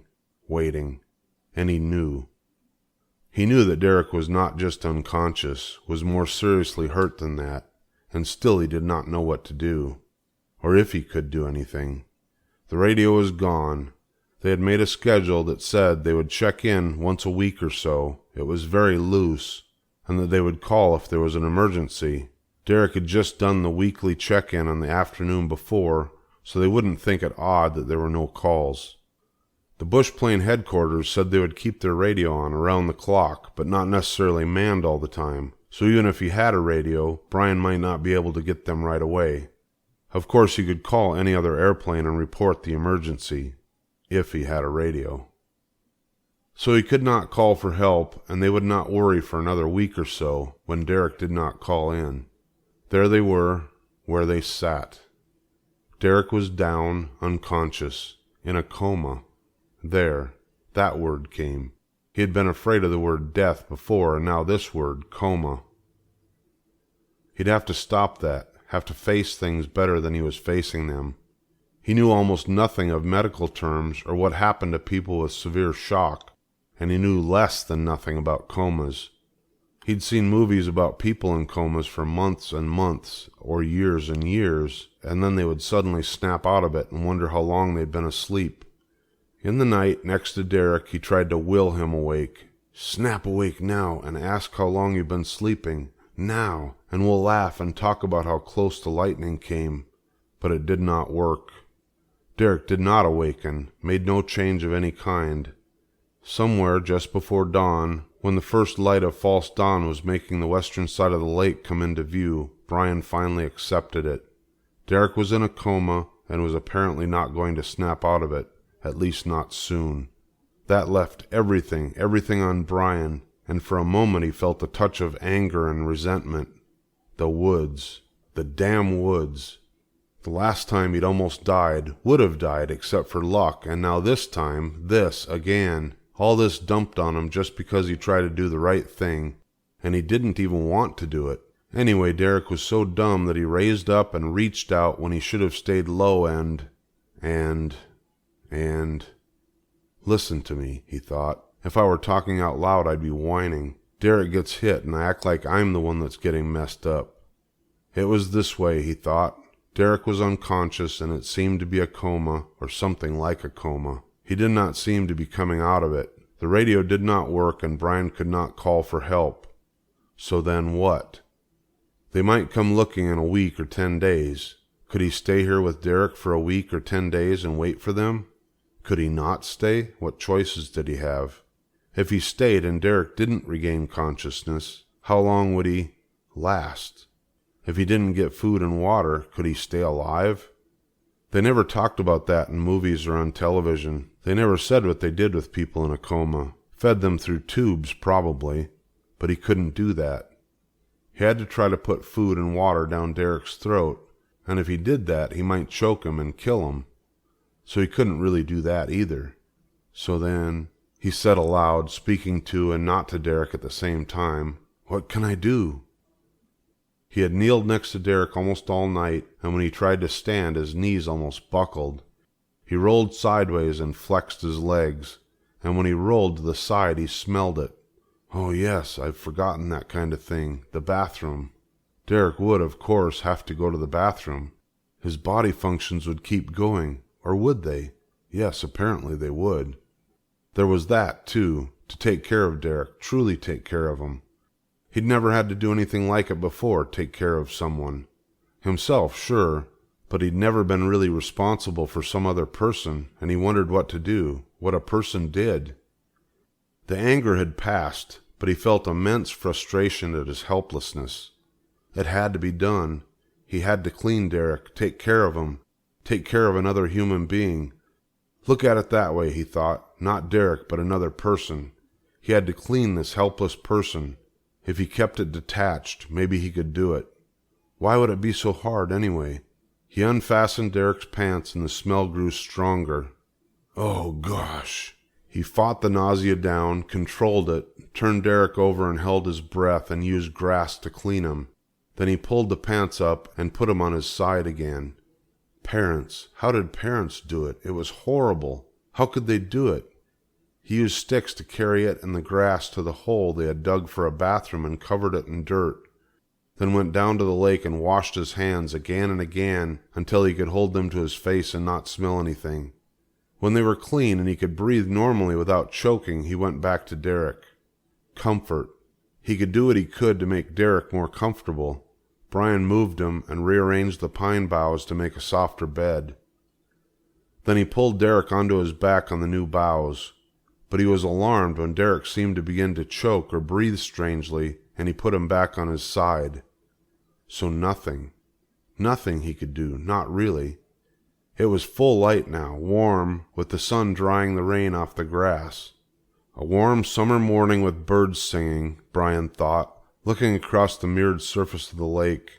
A beautiful summer morning with birds singing and fish jumping on the lake, and everything perfect, except for this one thing. This one little thing. Derek was in a coma. Chapter 13. Somewhere, Brian thought, somewhere he'd heard something about comas. He must have.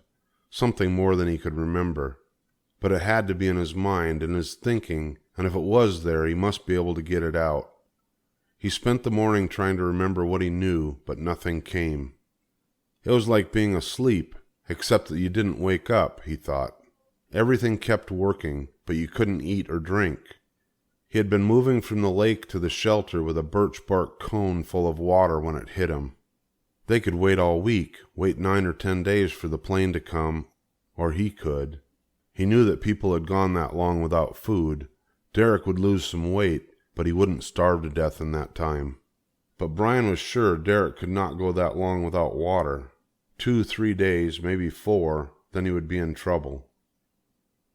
Somewhere he'd heard or read or seen that the human body couldn't go that long without water, and it had already been 1 day, going on 2 days. He could try getting Derek to drink. If he could get water in him, he would last.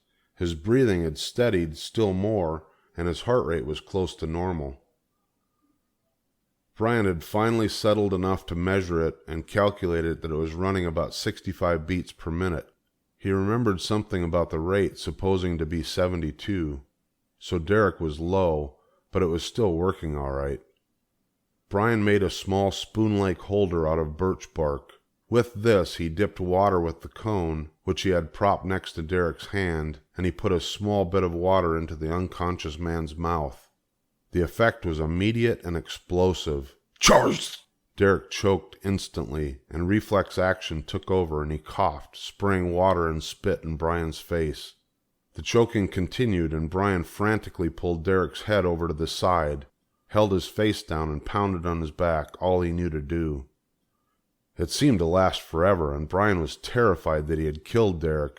One mistake, one thing wrong, and he was choking to death. But finally the water cleared from Derek's throat and the coughing stopped, though his breathing was still ragged. "So you can't drink." Brian settled Derek's head back onto the rolled-up jacket.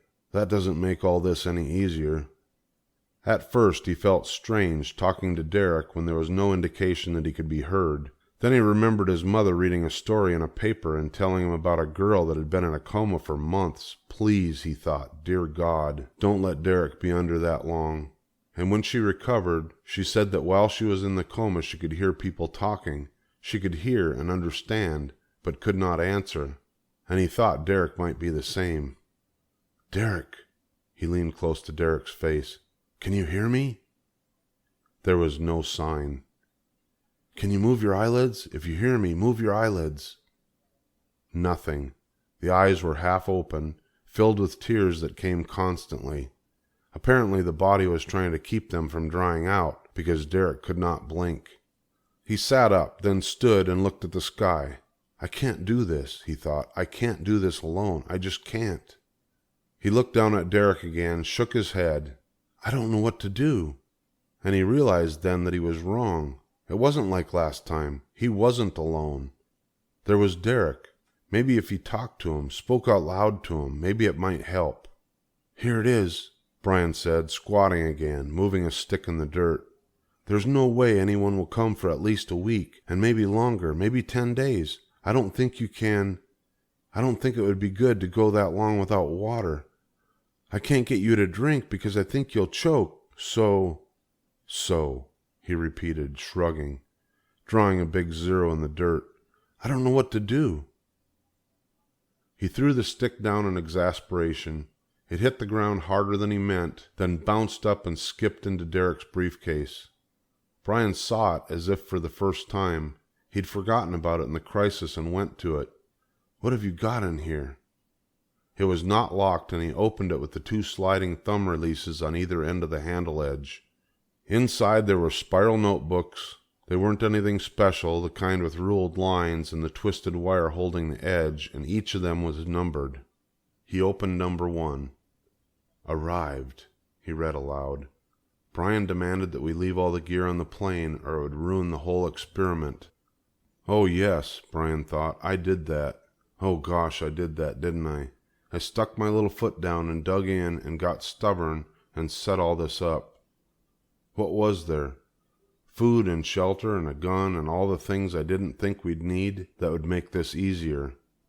I admire his ethics. He finished reading the first day. He put the notebook down. You do, eh? Admire me, the guy who made us lose all that gear. He felt like he was prying and decided not to read any more of the notebooks. He started to close the briefcase and saw that there was a folding accordion-style section that collapsed back into the lid. There was something in the section, and he pulled out a folded paper. When he opened it, he saw that it was the map. The same map they had looked at with Brian's mother. He saw the lake, saw where they had circled it with her, showing where they would be, how located it looked, how easy to see and find and locate. Derek had had 2 copies of the map, and he'd left one with Brian's mother, so you can always tell right where we are. Brian remembered sitting there, his mother smiling, all her questions answered, all her doubts gone. And now look at them. Derek had brought the other map and kept it when Brian dug his heels in and told him to send everything but the radio back. And in some relief, Brian had spread the map gratefully on the back of his briefcase, thinking it would help. But now he shook his head and started to fold it.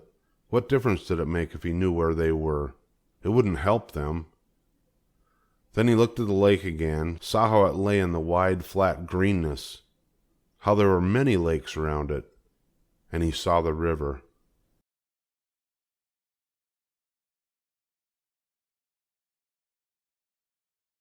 Chapter 13. Somewhere, Brian thought, somewhere he'd heard something about comas. He must have. Something more than he could remember. But it had to be in his mind, in his thinking, and if it was there, he must be able to get it out.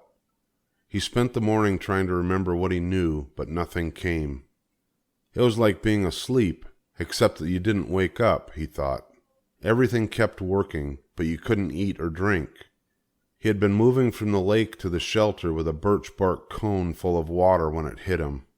They could wait all week, wait 9 or 10 days for the plane to come, or he could. He knew that people had gone that long without food. Derek would lose some weight, but he wouldn't starve to death in that time. But Brian was sure Derek could not go that long without water. 2, 3 days, maybe 4, then he would be in trouble.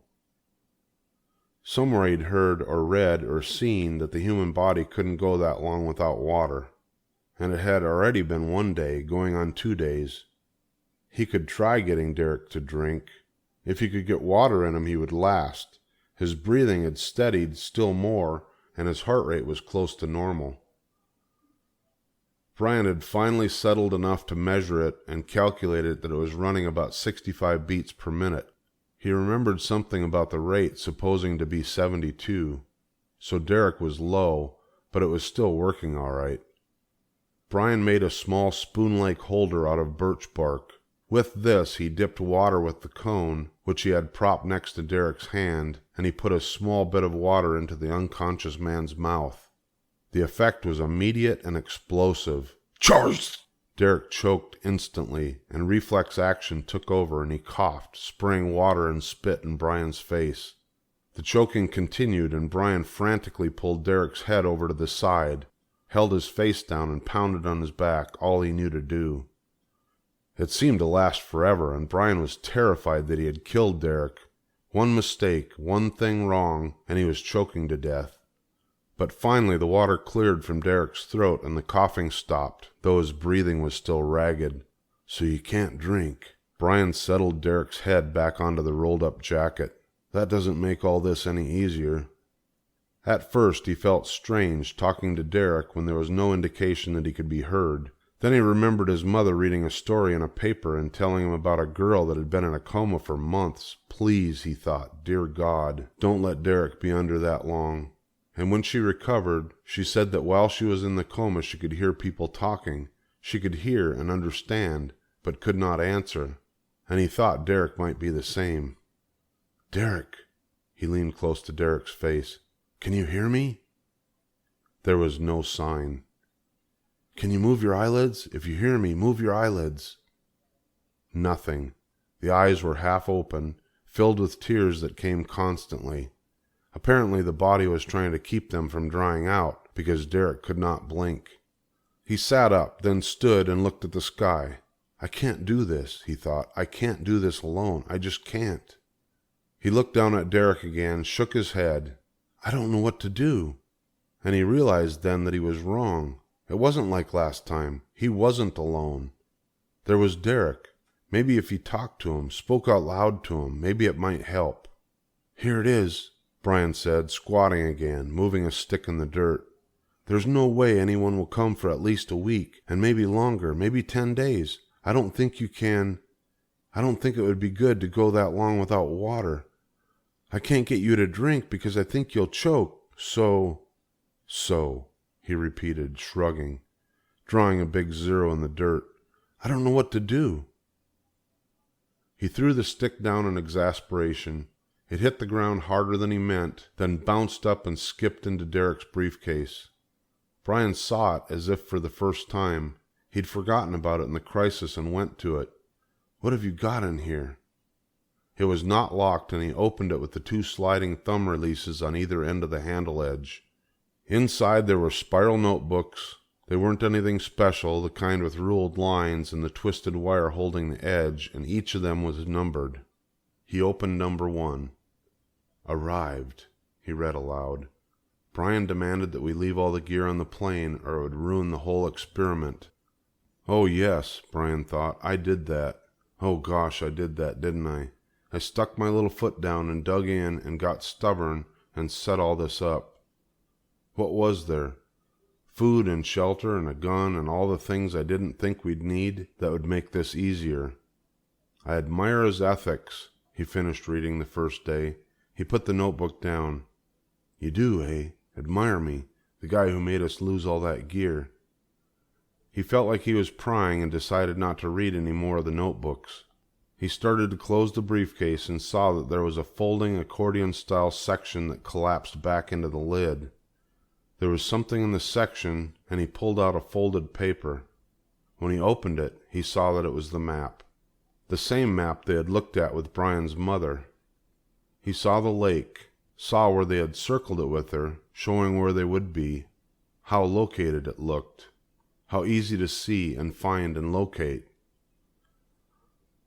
Derek had had 2 copies of the map, and he'd left one with Brian's mother, so you can always tell right where we are.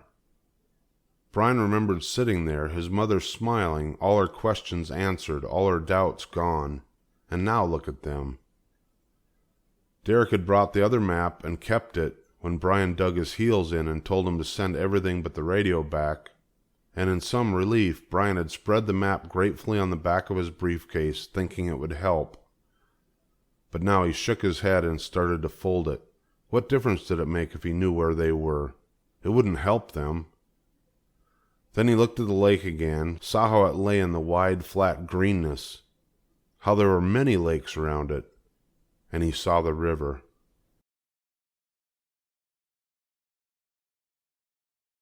Chapter 14. He had noticed it before, of course, when they went over the map in his house, and when they had first landed, but in the largeness of the country shown on the map, the massive forest the map showed, the river was a small thing, and he had negated it. It wound out the bottom of the lake, the southern end, and headed southeast down into the lakes below and was lost. And he had not followed it, except to note the name, the Necktie River. "Isn't that a funny name?" his mother had said, and Derek had laughed. There are lakes named Eunice or Bootsock. There are so many lakes and rivers, the original map makers just made up names as they went. The person drawing the map was probably wearing a tie and thought it would make a good name. Many of them aren't named at all, just numbered. The Necktie River, Brian saw, led south and down and drew his eyes away from the lake. The map was laid out in square 5,000-meter grids, 5-kilometer squares, and he saw that in some places the river wound back almost on itself inside the same 5,000 square meters. But in other places it ran straight for a considerable distance, and he followed it, through smaller lakes and what he thought must be swamps, through the darker green portions that meant heavier forest. It kept going south to the edge of the map where it was folded, and he unfolded the next section and spread it in the sun. He did not know why the river drew him, pulled at him. Then halfway through the second page he saw it. The river had grown all along, gotten wider so that it made a respectable blue cut across the map. And where it had made a large bend, cutting back nearly straight east, there was a small circle drawn on the words, Brannock Trading Post. Leading away from Brannock's post was a double line heading down to the southeast. When he found the symbol for the double line on the map's legend, he saw that it stood for an improved gravel road. There would be people there. Right there on the map, at Brannock's Trading Post, there would be people. They wouldn't have a road or name the place or make it a dot on the map unless there were people there. A trading post would have people, which, Brian thought, doesn't mean a thing. He wasn't at Brannock's Trading Post. He was here. Yet he couldn't take his eyes off the spot on the map. It was there, on the same map, just there, and he refolded the map so he could show the lake where they were and the trading post at the same time. He used his fingers to make a divider and measured it straight down, but it didn't mean anything. Then he remembered that grids stood for 5 kilometers each, and he counted the numbers of grids between the lake and Brannock's. He came up with about 16 squares. "So how far is that?" he said to Derek. 5 times 16, maybe 80, 85 kilometers? But that was straight, in a straight line southeast. The river was nowhere near straight, looping back and forth and actually flowing slightly north back along itself at one point. He started counting, measuring the river as it turned through each 5-kilometer square, marking each 10 kilometers in the dirt with a line through it. Then the next set of 10. It was involved and took him some time, but finally he was done. He counted them. 150 kilometers. 1.6 kilometers to a mile, just under 100 miles. He looked at Derek, who did not move, who made no sign. There are people just under 100 miles from here, but what good did that do?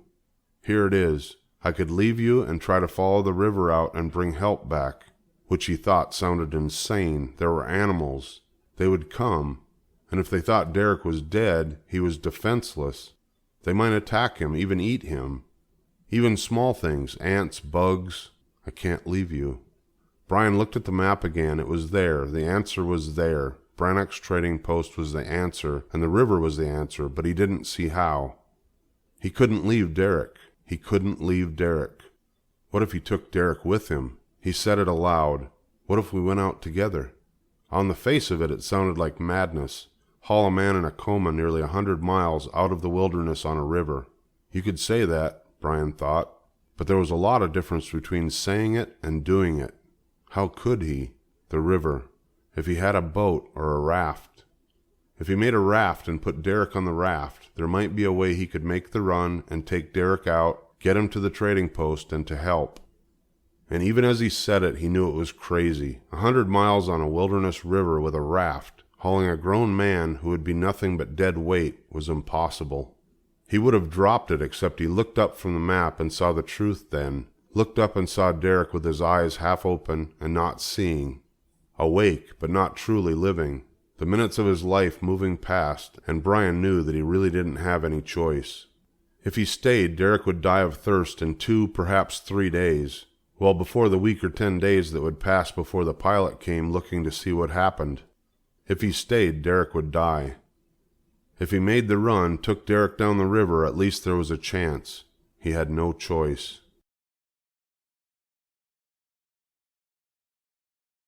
Chapter 15. Time was everything now. Once the decision was made, time was vital. But Brian took a minute to scan the map once more and do some mental calculating, and it didn't come up too terrible. Say it was 100 miles by river. When they landed, they'd come down next to where the river left the lake, and Brian had watched the current as it flowed away.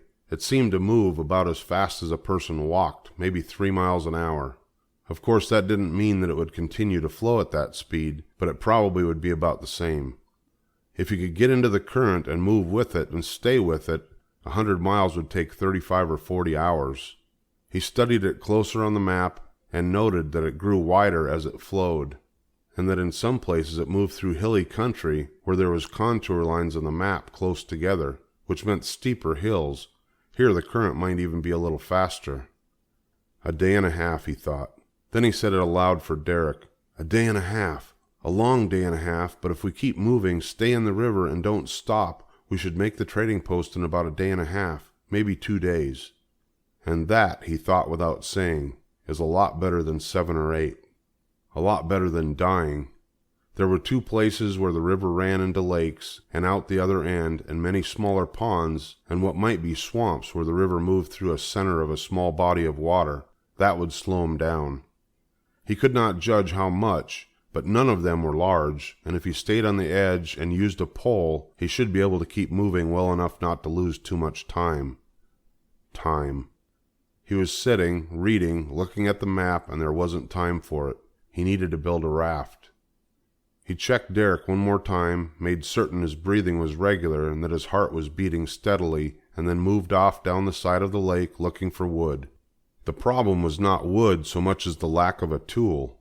When he'd made the raft before to go out to the plain, he had his hatchet, and he missed it terribly now. After he'd been rescued and gone home, his mother had put the hatchet in a glass case in the living room where she kept the china handed down by her grandmother. He'd looked at it as they left the house, but they had decided that having a hatchet might not be realistic. Lots of people carry a knife of some kind, Derek had said, but how many have a hatchet on their belt? So all he had was a knife. Well, 2 knives, actually. He had Derek's knife as well. He almost had forgotten that. But even 2 knives wouldn't help him cut through logs. There was wood all over the place. Windstorms over the years had knocked down pines and spruce trees, and many of them were the right diameter to use for making a raft, 6 or 8 inches and straight. But they were for the most part too long, or still connected to the root structure, which made them impossible to use. But Brian moved along the lake, up from the shore and back, and finally he found a stand of large poplars where beavers had been working. He knew almost nothing of beavers except that they lived in the water, chewed trees down, and looked cute when he saw them swimming in the water. Except for pictures, he'd never seen one on dry land, but he'd seen how they took trees down, and this stand of poplars was a good example. In a 100-yard circle, there wasn't a tree standing.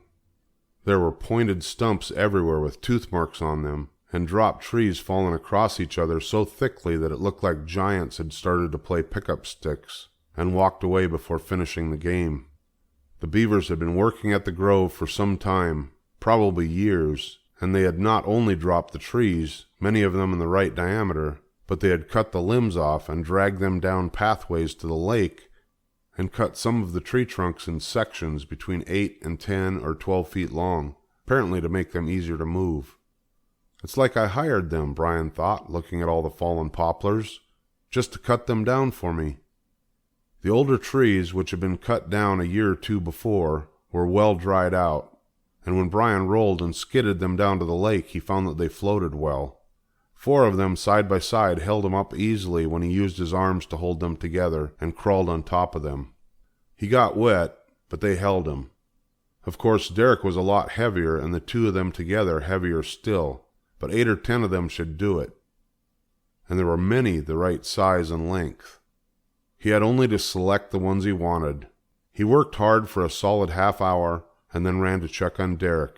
He was still the same, and Brian jogged back to the beaver's wood yard. He picked 8 logs, each running close to 8 inches thick and roughly 8 feet long. He selected the driest ones he could find, going by feel. He learned that from firewood, the drier the lighter. The wood was soft, felt soft to the point of his knife, and he thought that that might mean they would waterlog, but then he decided it wouldn't matter. It would take weeks or at least days to soak into an 8-inch log, and he wouldn't need the logs that long. One way or the other, he thought, while dragging the first log down to the lake. The beavers had left clear sliding trails where they had dragged branches down to the lake, and Brian used one of them, the main trail, to pull the logs down. The last 4 feet to the water were fairly steep, and the mud was slick from the recent rain, and the logs pretty much made their own way down to the lake, pushing him ahead down into the water. He had a plan, or as much of a plan as he could have, for what he was going to try to do. He couldn't move Derek very far by mere strength. He had to weigh close to 180 pounds compared to Brian's 140. Brian couldn't carry him and could only drag him a short distance. So he had to bring the raft to just below the shelter, bring the raft to Derek, and that meant building it here and working it up the side of the lake to Derek. It took him less than an hour to get all the logs down to the water, and when he lay them side by side and lined the ends together, he was pleased to see they made a usable-looking raft. The ends weren't quite even, but close, and they were pointed. The way the beavers had chewed them off, it gave them a streamlined look, like something out of Huckleberry Finn, he thought. Except that nothing held them together yet. Brian stood next to them in knee-deep water and studied the problem. He had no rope, no string, and yet he had to have a way to hold the logs in a flat pattern to keep them solid enough to carry Derek and him. He had his clothing, his jacket, the same type of windbreaker he had when he first had to survive after the plane crash, and he had Derek's jacket as well, though Brian wanted to keep that for cover for Derek. But even cutting the jackets in strips might not make enough roping to tie all the logs together. He cast around, half looking for vines or grasses he could weave into a rope. But again, the beavers helped him. They had also cut smaller sticks, limbs, and the tops of trees, some of them 5 or 6 feet long and 2 or 3 inches in diameter. They provided his answer. He made cross pieces with them, put one on top and one on the bottom, and sandwiched the raft body logs in place. Then he cut strips from his jacket and tied the 2 cross pieces together at the ends so that they were pulled together and held the logs firmly in place. By using his knife to notch the cross pieces to take the material, he made sure the cloth tie-downs didn't slip off. He made 4 of these cross members down the length of the raft, tying them in place as tight as he could get them, and when he was done, the raft was stout enough for him to stand on, jump on, walk back and forth on. It was about 8 feet long, 5.5 feet wide, and floated well out of the water, and had not taken him more than 2 hours to build. He had gone back twice to check on Derek while working, and now that it was finished, he cut a long pole for pushing the raft and used his knife to carve a crude paddle, then moved back to the camp before bringing the raft. He was not hungry, still felt too nervous for hunger, but he knew he should eat before they started or he would be too weak. So he ate nuts and some berries they had stored in a birch bark cone, ate everything he could find in the shelter, they wouldn't need it on the run, and examined Derek closely one more time while he ate. This whole thing he knew was crazy and had only a small chance of working. He knew that, understood that. If there was one thing he understood about working in an emergency, surviving, it was that there was a large measure of luck involved. And if there was the slightest, tiniest change in Derek, any indication at all that he was coming out of it, Brian would call the trip off and hope for the best.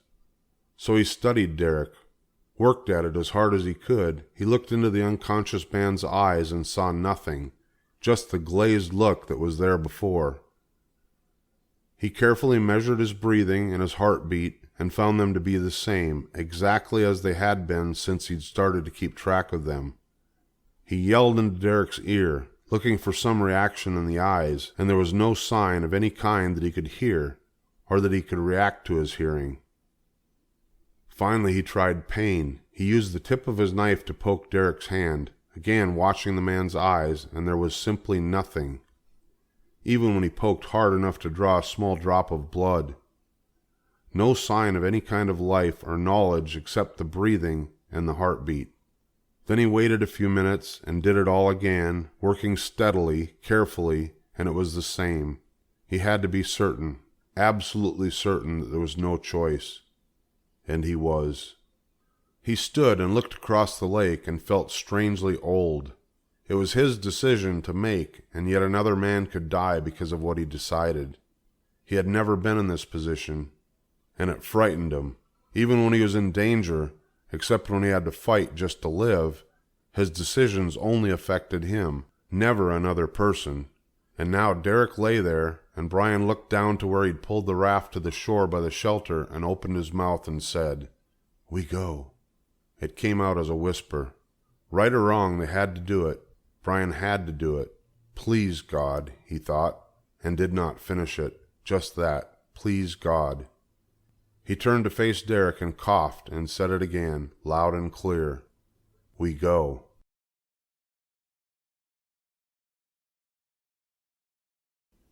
Chapter 16.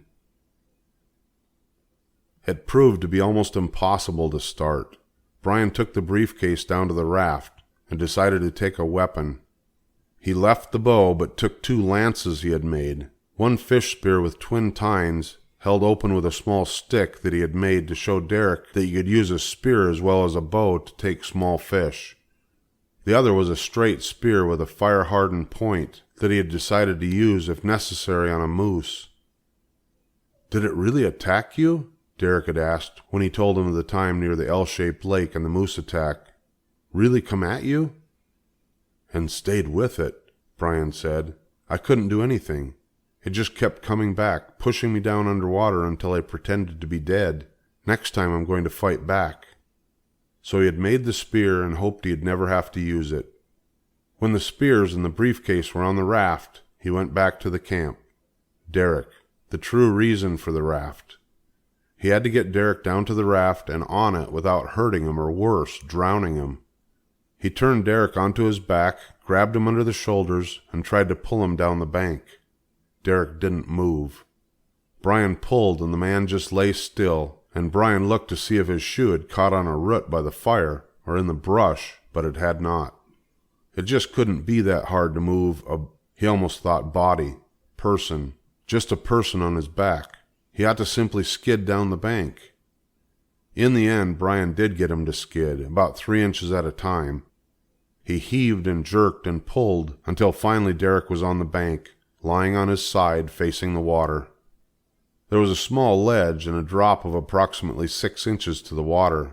This close to the shore, and the lake was very shallow, not enough water to float the raft, and Brian had to horse the raft sideways to get it in so it was lying sideways next to Derek and just below him, grounded on the mud of the bottom. He kneeled in the water next to the raft. He had been soaked since trying to build the raft and figured to remain wet until they made it. He did not wish to think of the alternatives. He used his hip to jam the raft into the bank and reached across to pull Derek onto the raft. Again, it was like moving lead weight. Derek seemed bolted to the earth, and Brian had to settle for pulling first one end, then the other, back and forth from Derek's arms to his ankles, until the man was at last on the raft, which settled into the mud of the bottom under Derek's weight and remained solid. Brian positioned him first on his back and then decided he might choke and moved him over onto his side in the center of the raft. The middle crosspiece on the raft caught Derek in the soft part just above his hip and helped to hold him in place. But Brian did not think it would be enough. He tore more strips from his jacket and made a tie-down. This he used to go from one side of the raft over Derek's shoulders to the other side to tie him into position. Finally, with Derek lashed in, Brian used Derek's own jacket rolled up to make a pillow, which he worked beneath Derek's head. He checked the breathing and heartbeat again, and he was surprised to see that he did it almost automatically. It had just been hours, just over a day and a half, and he was already reacting automatically. "Derek, I don't know if you can hear me." He settled in the water next to the grounded raft and spoke to Derek's face. "I'm going to tell you anyway. We're going to take this raft down the river that leads from the lake. It's just under 100 miles to a trading post. The thing is, we can't stay here because, well, it just wouldn't work. And the radio is blown by the same lightning that hit you, so we can't call for help. So we have to do this. We have to do this." He shook his head, choked, realized that he was close to crying. "Oh, heck, we just have to do this. I hope it works out." He started to work the raft out of the mud and float it free when he thought of something. What if they came unexpectedly? If they just found Derek and Brian gone, they wouldn't know what to think. He had to leave a note. He opened the briefcase and took out a pencil and a notebook. He wrote in large block letters, "Big storm. Derek hit by lightning and in coma. Trying to raft river down. Brannock's trading post. 100 miles south. Come quick. Brian Robeson." He studied the note, then added the date and time. He had left the radio behind back up in the campsite, thinking it would be in the way. He ran back up to the shelter and found the radio in its plastic case and folded the note and put it in the case so that it stuck out slightly. Then he tied the radio back up under the overhang with its carrying strap so that anybody coming into the shelter would be certain to see it.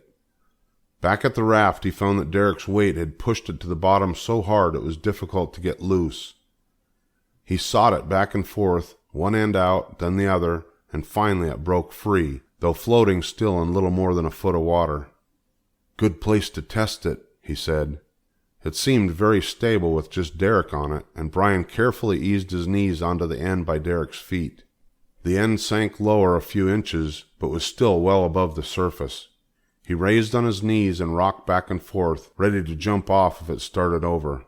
The raft bobbed back to level and settled from the roll fast, the flat bottom slapping the water lightly. "It's seaworthy." He climbed back off the raft and checked Derek again. He was resting in the same position. Some water had come between the logs and made his shoulders wet, but his head was up on the jacket pillow and was still dry. Brian looked at the sun. It was mid-afternoon. Dark was still 5 or 6 hours away, not that it mattered. Once they started, they would have to keep moving, even through the night if they could. Time was everything. The river left the lake at the south end, a good half a mile away. Rather than try to move the raft across the lake, he decided to pull it around the edge in the shallows, and he started moving along the shore. The raft followed easily, and Brian let himself feel the slightest bit positive for the first time since the lightning had hit them. The raft seemed to work well. The weather was holding. They had a map. And most of all, Derek was still alive. They had a shot at it. Chapter 17. Their luck held. Where the river left the lake, it cut a deeper channel in the soft bottom. It took Brian half an hour to move the raft down the side of the lake, pulling it along by hand, and where the river exited, he moved to the left shore and stopped for a moment. One last thought. He could still go back. It would be easy to take the raft back around the lake, and possible, though certainly not easy, to drag Derek back up to the shelter. Once they were on the river with the current, he would not be able to work back. But he hesitated only a moment. Any choosing was already finished, and he shook his head. It was done. He climbed onto the back of the raft, kneeling at Derek's feet as he had before, and used the pole to push it away from the bank and out into the current. The river was 60 or 70 feet across, leaving the lake, and the current at the sides seemed a bit slower. It caught the raft and pulled the nose around so it aimed downstream, but along the edge, bouncing against the bank and sliding beneath overhanging willows and brush. Brian used the pole. The bottom was 4 or 5 feet down, and he pushed the raft sideways out into the center. It hesitated, seemed to hold for a moment, as if trying to find the current. Then the moving water caught the logs, and the raft started to move. Inside of 30 feet, it was matching the current or close to it, and Brian watched the bank sliding past as the raft moved silently down the river. "We're on the way," he said to Derek. "It's working, and we're on the way." For 100 yards the river moved straight, then curved hard to the left around a small hill where Brian quickly found that a log raft is not the same as a boat. The current was not fast, as he had guessed. Earlier it was about the speed of a person walking, but it was steady and strong. The logs were heavy, and once they were moving in a direction, they were hard to turn. As a matter of fact, Brian thought, watching the bank at the end of the curve come at him, they were impossible to turn. The river curved left, and the raft went straight, cut across the curve, and jammed into the bank. The jar of the sudden stop, even moving slowly, rocked the raft, and Derek rolled against the lashings and almost fell in. Brian leaped forward on the raft, fell on Derek, and held him while the raft lurched, slid sideways, and settled against the bank, where it stuck in the dirt and brush on the edge of the river. 100 yards, and they were stopped. Brian slid off the raft, waist deep in the water, pushed it sideways back out into the current, climbed back on, and sat for a half a minute, while the river curved back around to the right, and the raft jammed into the left bank. Another 50 yards. 150 yards, and they were stuck twice. Brian swore. "I'm going to have to improve this, or we'll be a month on this river." He worked the raft into the middle again, and it started to move. This time, as they came to a shallow curve and the raft started to move straight, he waited until the raft was close to the shore and used the pole to jam into the bottom and fend off. He still shot wide on the turn, but they didn't jam into the bank, and by the 5th curve he had found a way to use the crude paddle to steer the raft. He would come in close to the shore on the inside of a curve, then as soon as the raft was around it, he paddled the stern over and aimed it down the center of the river and fought it to keep it in the middle. They still did not always stay in the center of the best moving current, but as the afternoon wore on, Brian found that by frantically paddling through each curve, he kept the raft moving almost at the speed of the current and away from any brush or snags on the side of the river. It worked, but the river curved almost constantly, moving through small swamps and beneath overhanging trees so thick it seemed to be a jungle, and he was constantly fighting the raft. Inside of 3 hours he felt his back and arms aching, and he knew that if he didn't stop and rest a bit now and then, he would never be able to make it. He decided to stop every hour for 10 minutes. Derek had told him once that was what the military did on long marches, a 10-minute break every hour, and by the end of the 4th hour, he was more than ready for it. As it happened, the break came when the river straightened out, so he didn't lose any time. The raft kept sliding as he leaned back and rested his arms and back. He used his hands to cup water into his face, rubbing the back of his neck. The evening sun was still hot, and when it hit him, as they came out of the patches of shade made by the trees on the bank, and the cool water on his neck refreshed him. "Let's see how we're doing." He opened the briefcase and took out the map. The river was accurately drawn, or seemed to be, and as near as he could figure it, they had come about 8 miles. Not as good as he had thought. 8 miles in 4 hours. 2 miles in an hour. That meant 50 hours. 2 full days, on top of the day they'd used making the decision and getting ready to go. 4 days without water for Derek. He looked at the unconscious form and saw that sun had burned his neck where the skin was exposed. Well, if Derek couldn't drink, Brian could still keep him cool. That might help. He took his t-shirt off and soaked it in the water. Brian used it as a cloth to wipe Derek's face and neck with cool water during his break. This ordeal was amazing to him, and he wondered at how it could be. Things happened so fast, changed so fast. Derek had been, no, he thought, Derek was still one of those people who seemed so alive. He was eager to learn, happy, bright. He seemed indestructible. Even now, lying on his side on the raft in the evening light, his chest rising and falling as he breathed, he looked like he could wake up any second. Cut down. That's how Brian thought of him. He had read a history of the Civil War, and the author had written about the men being cut down by fire. That's how Derek looked to Brian. Cut down. How could that be? Here he was, no different really, had been in the same place at the same time, and he was all right, and Derek was cut down. He wiped Derek's face several times. All this time the raft had kept moving, and when his break was over, he saw that they were coming into another bend. He put the t-shirt back on, wet, and picked up the paddle and started to work, swinging the stern of the raft, keeping it in the middle of the current. It would be dark in an hour or so, but he thought it wouldn't matter. His hands were raw from the rough wood of the paddle, and he thought that it wouldn't matter either. All that mattered now was to keep moving.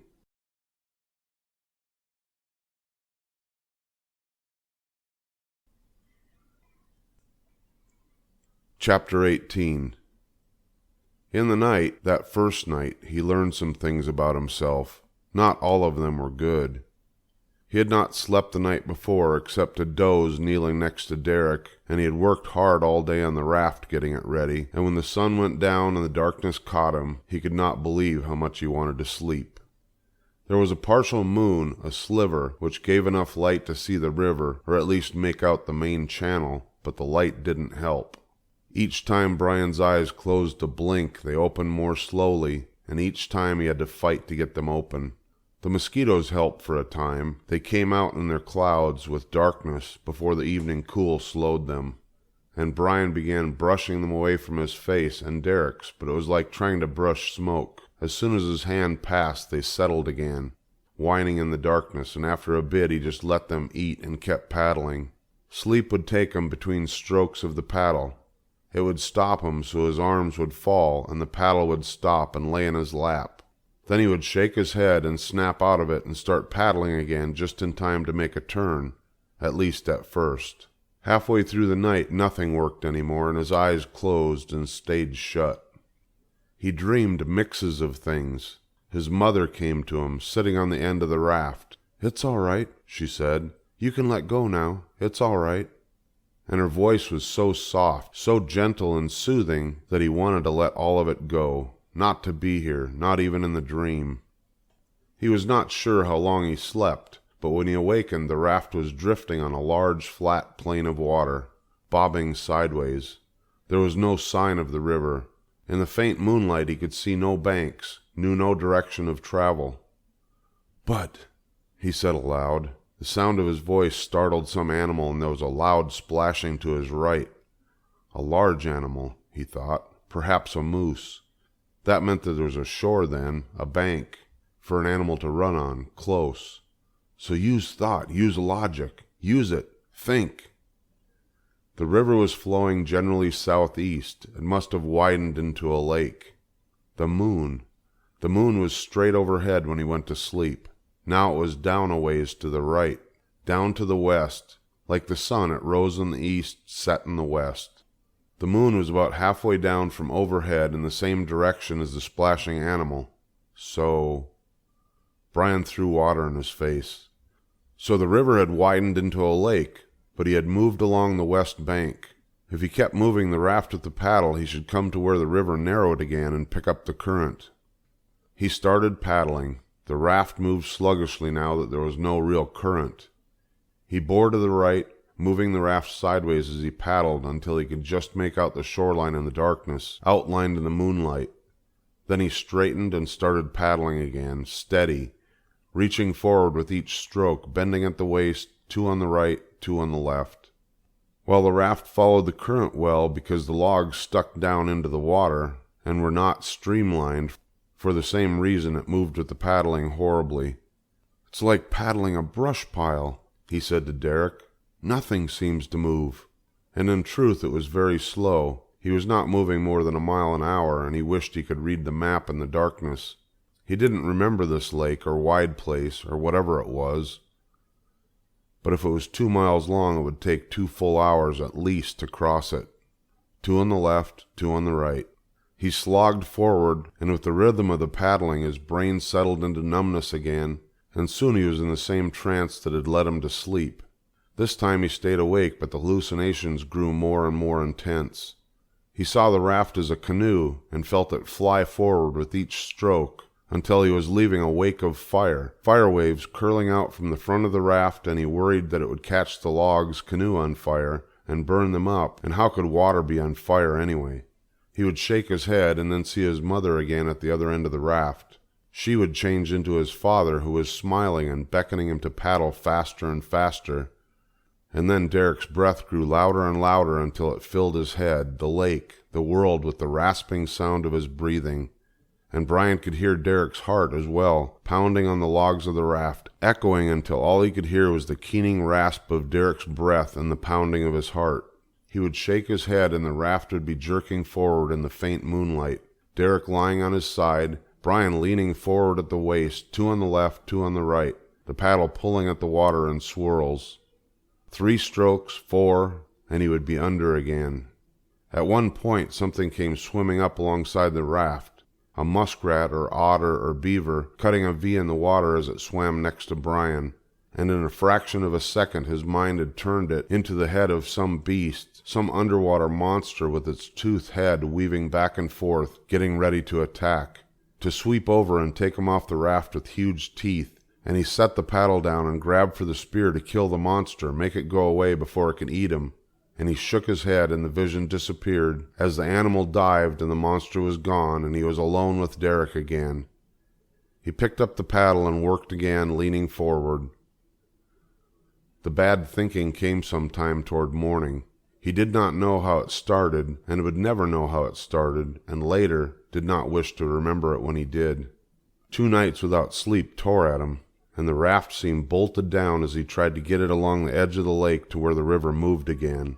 Somewhere there, as he tried to keep the raft moving and fought sleep, there came the idea, the wild idea, the sick idea. The raft moved slowly because it was heavy.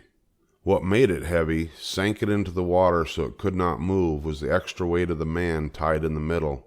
If the man were gone and it would be lighter, he could move fast and it would be better. It would be better if Derek were gone. What was the difference? He was dumb enough to rise up and get hit by the lightning, and he should be gone. Brian looked down at the still form and thought the thought, and it was so awful that he did not believe he was thinking it, but it was there, the thought. If Derek were gone. Just gone. None of this would have happened if Derek weren't there. Not any of it. And if Derek were gone, somehow in the water, gone down and gone. No! He nearly screamed it, and the sound of his voice snapped him awake, alert, and he touched Derek's leg to make certain he was still there, that Brian hadn't cut him loose in the night, that he would always be there, and that Brian would never even think that thought again, not even for an instant. "All the way," he mumbled, reaching for the paddle again. "We go all the way together." He paddled another half hour, fighting sleep, and then at the same time he felt a coolness that he knew was morning coming, and he saw that the eastern sky was beginning to lighten. He stopped paddling, looked at the sky, and was amazed at how fast the dawn came. One moment it was so dark he couldn't see Derek on the raft, and the next he could make out the bank, see the trees in the gray light of dawn, and they were moving. The banks were moving along, even though he wasn't paddling. He'd done it. He was through the lake and had moved back onto the river, and the current had him. "Thank you," he whispered, and realized when he said it was another kind of prayer, that he was just grateful, not just for the river, the current, the movement, but the other thing as well. Coming through the night with Derek, grateful that he had made it. Thank you.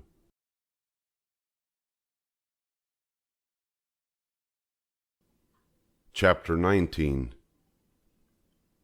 With the arrival of good light, Brian took the map out and spread it on the briefcase. The lake he had crossed did not show, he was positive. There were lakes, some large and some small, but he was not moving fast enough to have reached any of them yet, and that meant the map was not accurate. It showed clean river with narrow banks where he guessed the lake to be, and if it was inaccurate about this one thing, then it might be wrong about all things. Say the distance to the trading post. If the map had been made many years before and not updated, then the river might have changed direction, might not even go by the trading post any longer. The trading post might not even be there. The thought stunned him, and he realized how foolish it had been to leave the lake and trust the map. There were so many variables, so many ways to go wrong. He studied the map again and took some heart from it. It was so definite. It must be basically right, close. Things could change, but not that much. The river was probably up a bit, and the lake he had come through in the night was a low place that filled when the river ran high and not really a permanent lake that would be on the map. Sure, there was logic there. All right. All he had to do was test the map, find some way to ensure that it was mostly right. He put his finger on the river and followed it, tracing the path as the blue line cut through the green. Followed it to where he thought it must be. There. If the map was right and he was guessing right, he should be about where his finger had stopped. It showed a long straight stretch, and the contour lines were spread far apart, which would indicate a large low flat area where there might be a lake. Better yet, in a short distance, less than 2 miles, the contour lines came closer and closer together and showed 2 hills, one on either side of the river, just after the sharp S-turn. The raft was moving well now, and the morning sun was cutting away some of the ache and tiredness of the night. He put the map back in the briefcase and checked on Derek. His face was swollen from the mosquitoes in the night, his eyes were puffy and shut, and Brian used his t-shirt to wipe cool water on Derek's face. He rinsed it in the river and dampened Derek's mouth with fresh, clean water. He wasn't sure if his eyes were being tricked or if it was real, but Derek looked thinner to him, and he wondered if getting thinner was a sign of dehydration. He dampened the t-shirt once more and put it over Derek's head. If he stays cool, Brian thought, cool and moist, it might help. If I can keep him out of the sun. If the raft had a canopy, a cover, it would help. He paddled to the shore and jammed the raft into some willows and grass. It took him half an hour to use some green willows and swatches of grass to arrange a crude awning over Derek. It did not cover the whole man, but it kept most of him in the shade, and when he was done, Brian pushed the raft back out under the current and started moving again. He watched for the hills. Hunger came with the morning, and he started thinking about food. Cereal and milk, toast, bacon, fried eggs, and the smell of breakfast seemed to hang over the raft.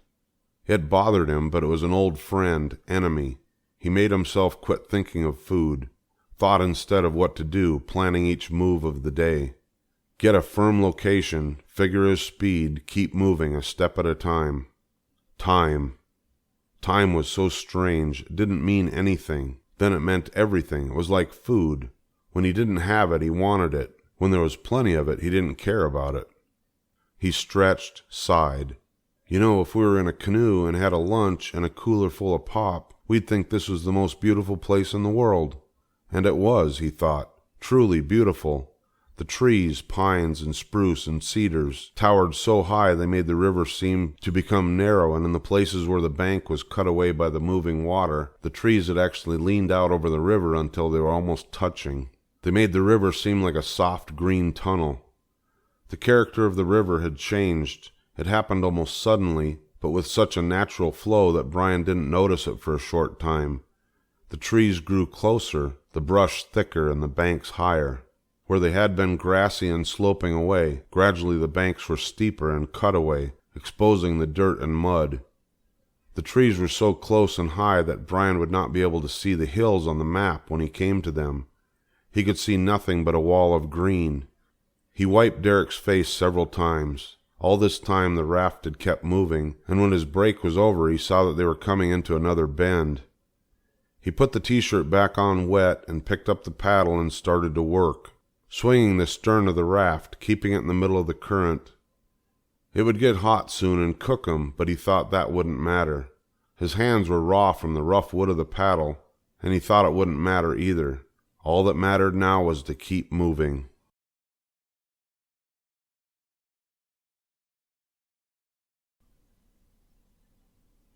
Chapter 20. He saw the hills from the map sooner than he thought he should see them, but they were the right ones. He was sure of it. They rose steeply ahead and on either side, rounded but high, covered with trees. It was just about noon and the sun was beating down on him. He reached under the shelter and used the damp t-shirts to cool Derek again.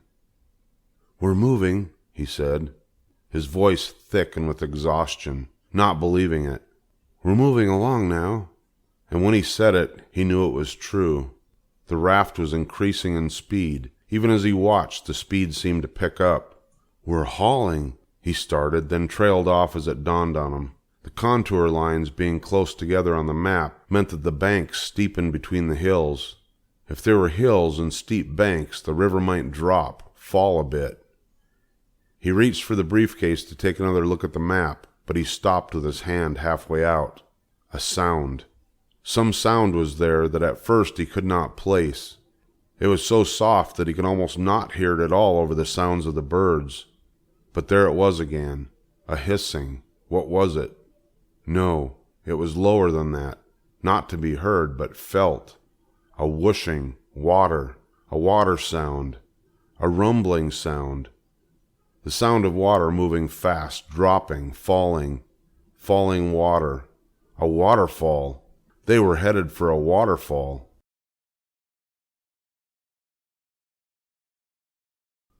Chapter 21. There was no time left. The river had narrowed slightly, but now there was more of a drop and the speed had increased dramatically. They were dead in the middle of the river, and Brian knew he had to get to shore, had to stop, but there was no time. Twice as fast as he could walk, the raft was fairly careening now. The sound was louder. If he tried to paddle for shore, he would succeed in only turning the raft sideways. He was not sure how he could get over a waterfall, if indeed he could at all, but he was fairly certain he did not want to try it with the raft sideways. If it went the long way over the waterfall, it would be harder to roll over, sideways, and it would roll easily. The sound was a definite rumble now, and in seconds they wheeled around a bend and Brian could see it. "Gosh!" It was a whisper. It was not a waterfall, but it might as well have been. The river moved between two large stone bluffs that formed the sides of two hills. The sides of the two hills Brian had seen on the map. The bluffs forced the river to a narrower width, deeper, and at the same time aimed it through some boulders that had split off on either side and dropped in the middle. All of this had the effect of making a monstrous chute where the water fought and roared to get through, smashing around the rocks in huge sprays of white water. And the raft was aimed right down the middle of the chute. Things happened so fast after that, there was not a way he could prepare for it. The raft seemed to come alive, turn into a wild, crazy animal. The front end took the river, swung down into the current, grabbed the madness of the water, and ran with it. Brian had just time to look down at Derek, just time to see that he was still tied to the raft securely, and they were into it. The raft bucked and tore at the water, slammed sideways. Brian tried to steer, using the paddle to swing the stern to the left and right, trying to avoid the boulders, but it was no use. The water owned the raft, owned Derek, owned him. In the roaring, piling thunder of the river, he had no control. They were flying, the logs of the raft rearing out of the water on pressure ridges, slamming back down so hard it rattled his teeth. In the middle of the chute was a boulder, huge, gray, wet with waves and spray, and the raft aimed directly at the center of it. He had time to scream, sound lost in the roar of the water, and threw himself on Derek. The raft wheeled slightly to the left and struck the boulder. Brian thought for part of a second that they had made it. Derek's body lurched beneath him and dropped back. The raft took the blow, flexed, gave, but held together. And Brian started one clear thought: we made it. Then it hit. There was an underwater boulder next to the giant in the middle of the river. Hidden by a pressure wave, it lay sideways out and to the left, halfway to the left wall. The nose of the raft made it, carried over by the pressure ridge, hung for a second, then dropped, plummeted down. As it tipped forward, the rear of the raft cut down into the water and came against the submerged ledge. Wonk! Brian heard it hit, felt the impact and the sound through his whole body. He grabbed, tried to hold on to the logs beneath Derek, but it was no use. The stern kicked off the ledge, slapped him up and away, clear of the raft, completely in the air. He hung for a split second in midair, looking down on the raft, on Derek, then he plunged down into the boiling, ripping water. Everything was madness, frothy green bubbles, hissing, rolling water. He came up for a moment, saw the raft shooting away downstream, carrying Derek, then he was down again, mashed down and tumbled by the pressure wave. Smashed into the rocks on the bottom, and all he could think was that he had to stay alive, had to get up, get air, get back to the raft. But the wave was a great weight on him, a house on him, the world was on him, and he could not move up against it. He fought and clawed against the rock, broke his face free, then was driven down again, hammered into the bottom, sideways. He'd have to work sideways. Smashed, buffeted, he dragged himself to the side beneath the pressure wave. It became stronger. He could not rise, could not get air, and his lungs seemed about to burst, demanding that he breathe, even if it was water. He willed the urge away, down, but it grew worse, and just when he knew it was over, when he knew he would have to let the water in, when he would die, just then he made the edge of the pressure wave at the side of the boulder. The current roared past the rock and took him like a chip, sucking him downstream. He brought his head clear for one tearing breath, opened and shook water out of his eyes, long enough to see that the raft was gone, out of sight. Then he was driven back under, down to the bottom, smashing into boulders in a roaring green thunder, end over end until he knew nothing but the screaming need to breathe, to live, and then his head smashed into something explosively hard, and he thought nothing at all.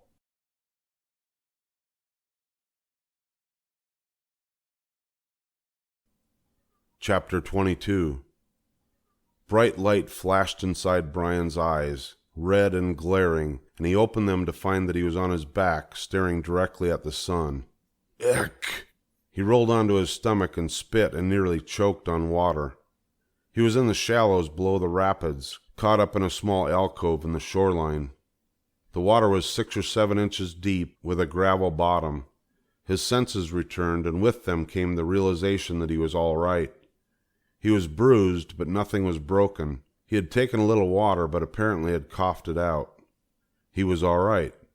Derek. The words slammed into him. Somehow he had forgotten. He stood. His legs were a bit wobbly, but they held, and he looked down the river. It stretched away for a half a mile, becoming more calm and peaceful as it dropped, nestled in trees and thick brush. A blue line and a green background. Birds flew across the water. Ducks swam. There was no raft. Brian turned, stood dripping, looking upriver into the rapids. From below they did not look as bad. The pressure waves appeared smaller. Even the boulder didn't seem as large. There was still the sound of the water, although that too was muted. But there was no raft. No Derek. Derek! He yelled, knowing it was futile. He looked downriver again. There was no way the raft would have stopped in the rapids. It had to have come down, floated on downstream. What had he seen? He frowned, trying to remember what had happened. Oh yes, the wave, the big submerged rock, and the wave. The great wave had taken the raft, and he had seen that, the raft moving off downriver. He did not think it had tipped. He seemed to remember that it was upright. But Derek, was he still on the raft? He couldn't remember for certain, but it seemed that he was. Everything was so confused. Tumbling in the rapids seemed to have shaken his brain loose. He fought panic. Things were what they were. If the raft rolled, or if Derek fell off the raft, then that was it. If not, Derek still might be all right. I have to figure he's still alive. And if Derek was still on the raft, still alive, he was downriver. Brian had to catch him, catch the raft. He started to move along the bank and did well for 50 or so yards. The bottom was gravel, spilled out by the rapids, but then it ended. The river moved rapidly back into flatter country, swamps, lakes, and the first thing that happened was the bottom turned to mud. Brian tried to move to the bank and run, but the brush was so thick and wild that it was like a jungle. Grass, willows, and thick vines grabbed at him, holding him. He moved back into the river, where the mud stopped him. If he tried to walk, when his weight came down, his feet sunk, and he just kept on going 2 or 3 feet. The mud was so thick it pulled his right tennis shoe off, and when he groped to find it, the mud held his arm, seemed to pull at him, tried to take him down.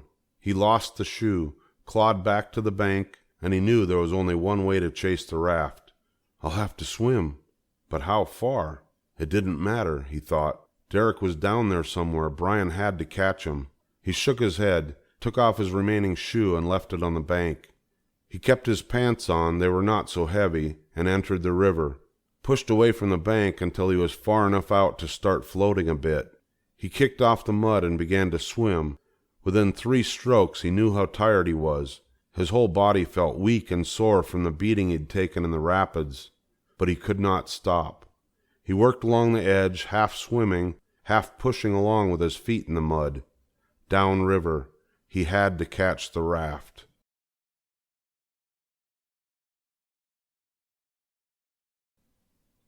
Chapter 23. He became something other than himself that afternoon. When he began to swim after he'd overcome the agony of starting and his muscles had loosened somewhat, he tried to think. The raft would move with the current if it did not get hung up. Brian would also move with the current, plus he had the added speed of swimming, and he should gain rapidly. But when he rounded that first bend and did not see the raft and cleared the next bend 200 yards further on and did not see the raft, worry took him. He stopped at the side and stood as much as he could in the mud. It was nearly a quarter of a mile to the next bend, and there was no raft. Every muscle in his body was on fire. He slipped back into the water and began swimming again, taking long, even strokes, kicking and pushing along the mud, pulling himself forward. Another bend, and another, always reaching, and always Brian's eyes sought the still form, the thatched top of the raft. Nothing. The river seemed to have swallowed Derek. Altogether he rounded 6 shallow bends, and still there was no raft. The stupid raft that had hung up on every bend when he was trying to steer it, and now perversely had held the center of the river somehow. There was nothing but the green wall along either side, and the trees that grew higher and higher now that the rock hills were passed, until they nearly closed over the top of the river. The green wall that closed in and covered him as he slid along the water, wanting to scream, but pulling instead, always pulling. A stroke, then another stroke, until there was not a difference between him and the water, until his skin was the water and the water was him, until he was the river, and he came to the raft. He nearly swam past it. Brian moved near some willows, his face down in the water, reaching with his left arm when he raised his head and he was looking at the raft. It had somehow come through all the bends and curves, and here must have caught a slight cross-current. The raft had moved to the outside of a shallow curve and glided back underneath some overhanging willows and low trees. All that showed was the rear end of the raft and the bottom of Derek's shoes. "Derek!" Brian's hand almost brushed the raft, but had he not looked up at the exact point that he had, he would have missed it. He grabbed the raft, pulled himself up alongside. Derek lay still, though his body had moved, twisted sideways on the raft. "Derek!" he said again, softer. Derek's head was still to the side, the eyes half open, but if he had been pushed underwater in the rapids even for a moment, it might be too late. "Derek!" He looked done, gone, dead. Brian tried his wrist, but could feel no pulse. He watched Derek's chest, but it didn't seem to move. He leaned down, put his ear against Derek's mouth, held his breath. There. Softly on his ear, a touch of breath, once, then again, small puffs of air. Derek! He was alive, still alive.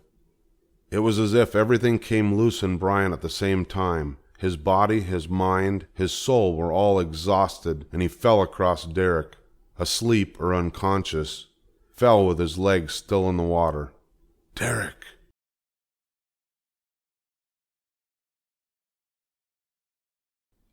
Chapter 24. Suddenly he was paddling. His eyes were open, and he was kneeling in back of Derek, and he was leaning forward with the paddle, and he did not have the slightest idea of how he'd come to be there. He had a new paddle in his hands, carved roughly from a forked branch, with a piece of Derek's pant leg pulled across the fork to form the face of the paddle. Brian was moving the raft, and the sun was shining down on him, and it was everything completely new to him. A different world. I must have slept, and then moved in my sleep. The briefcase was gone, torn off in the rapids, and with it the map, not that it mattered. The banks were just all green, and the river went ahead to the next bend. The trees hung over the top, and there was nothing to see but a slot of sky and the water ahead and the endless, endless green. Nothing to match with a map. He could no longer think anyway. He had no idea how far they'd come, how many hours or days they had been traveling, or how far it still was to the trading post. He could only pull now, only pull with the paddle. He knew absolutely nothing except the raft and the paddle and his hands, which had gone beyond bleeding now and were sores stuck to the shaft of the crude paddle. Knew nothing but the need, the numbing, crushing need to get Derek somewhere down the river. Food, hunger, home, distance, sleep, the agony of his body, none of it mattered anymore, only the reach. The bend forward at the waist, the pull back with the arms, 2 on the left, 2 on the right. 2 left, 2 right, 2, 2. Into that long day and that long night he moved the raft, so beyond thought now that even the hallucinations didn't come. Nothing was there but the front of the raft, Derek, and the river. The river. Sometime in the morning of the next day, any day, 1,000 days or 8 days, he could not tell. Somewhere in that morning the river widened and made a sweeping curve to the left. Widened to half a mile or so, and he saw, or thought he could see, a building roof, a straight line in the trees that did not look natural, and then he heard it, the sound of a dog barking. Not a wolf or a coyote, but a dog. There was a small dock. People had dogs that barked, and they had docks. He kept pulling, still not able to think or do anything but stroke. Pulled to the edge of the river until the raft nudged against the dock, bounced, and then the paddle dropped. He was done. Above him on the bank he saw a small brown and white dog barking at him, his tail jerking with each bark, the hair of his back raised. As Brian watched, the round face of a young boy appeared next to the dog. "Help! Help me!" Brian thought he said, but he heard no sound. The face of the boy disappeared, and in moments 2 more people came, a man and a woman, and they ran down to the dock and looked down at Brian, and he was crying up at them, his torn hands hanging at his sides down in the water, down in the river. The river. "Derek!" Hands took him then. Hands pulled him onto the dock, and the man jumped in the water and untied Derek and took him as well. Hands, strong hands to help. It was over.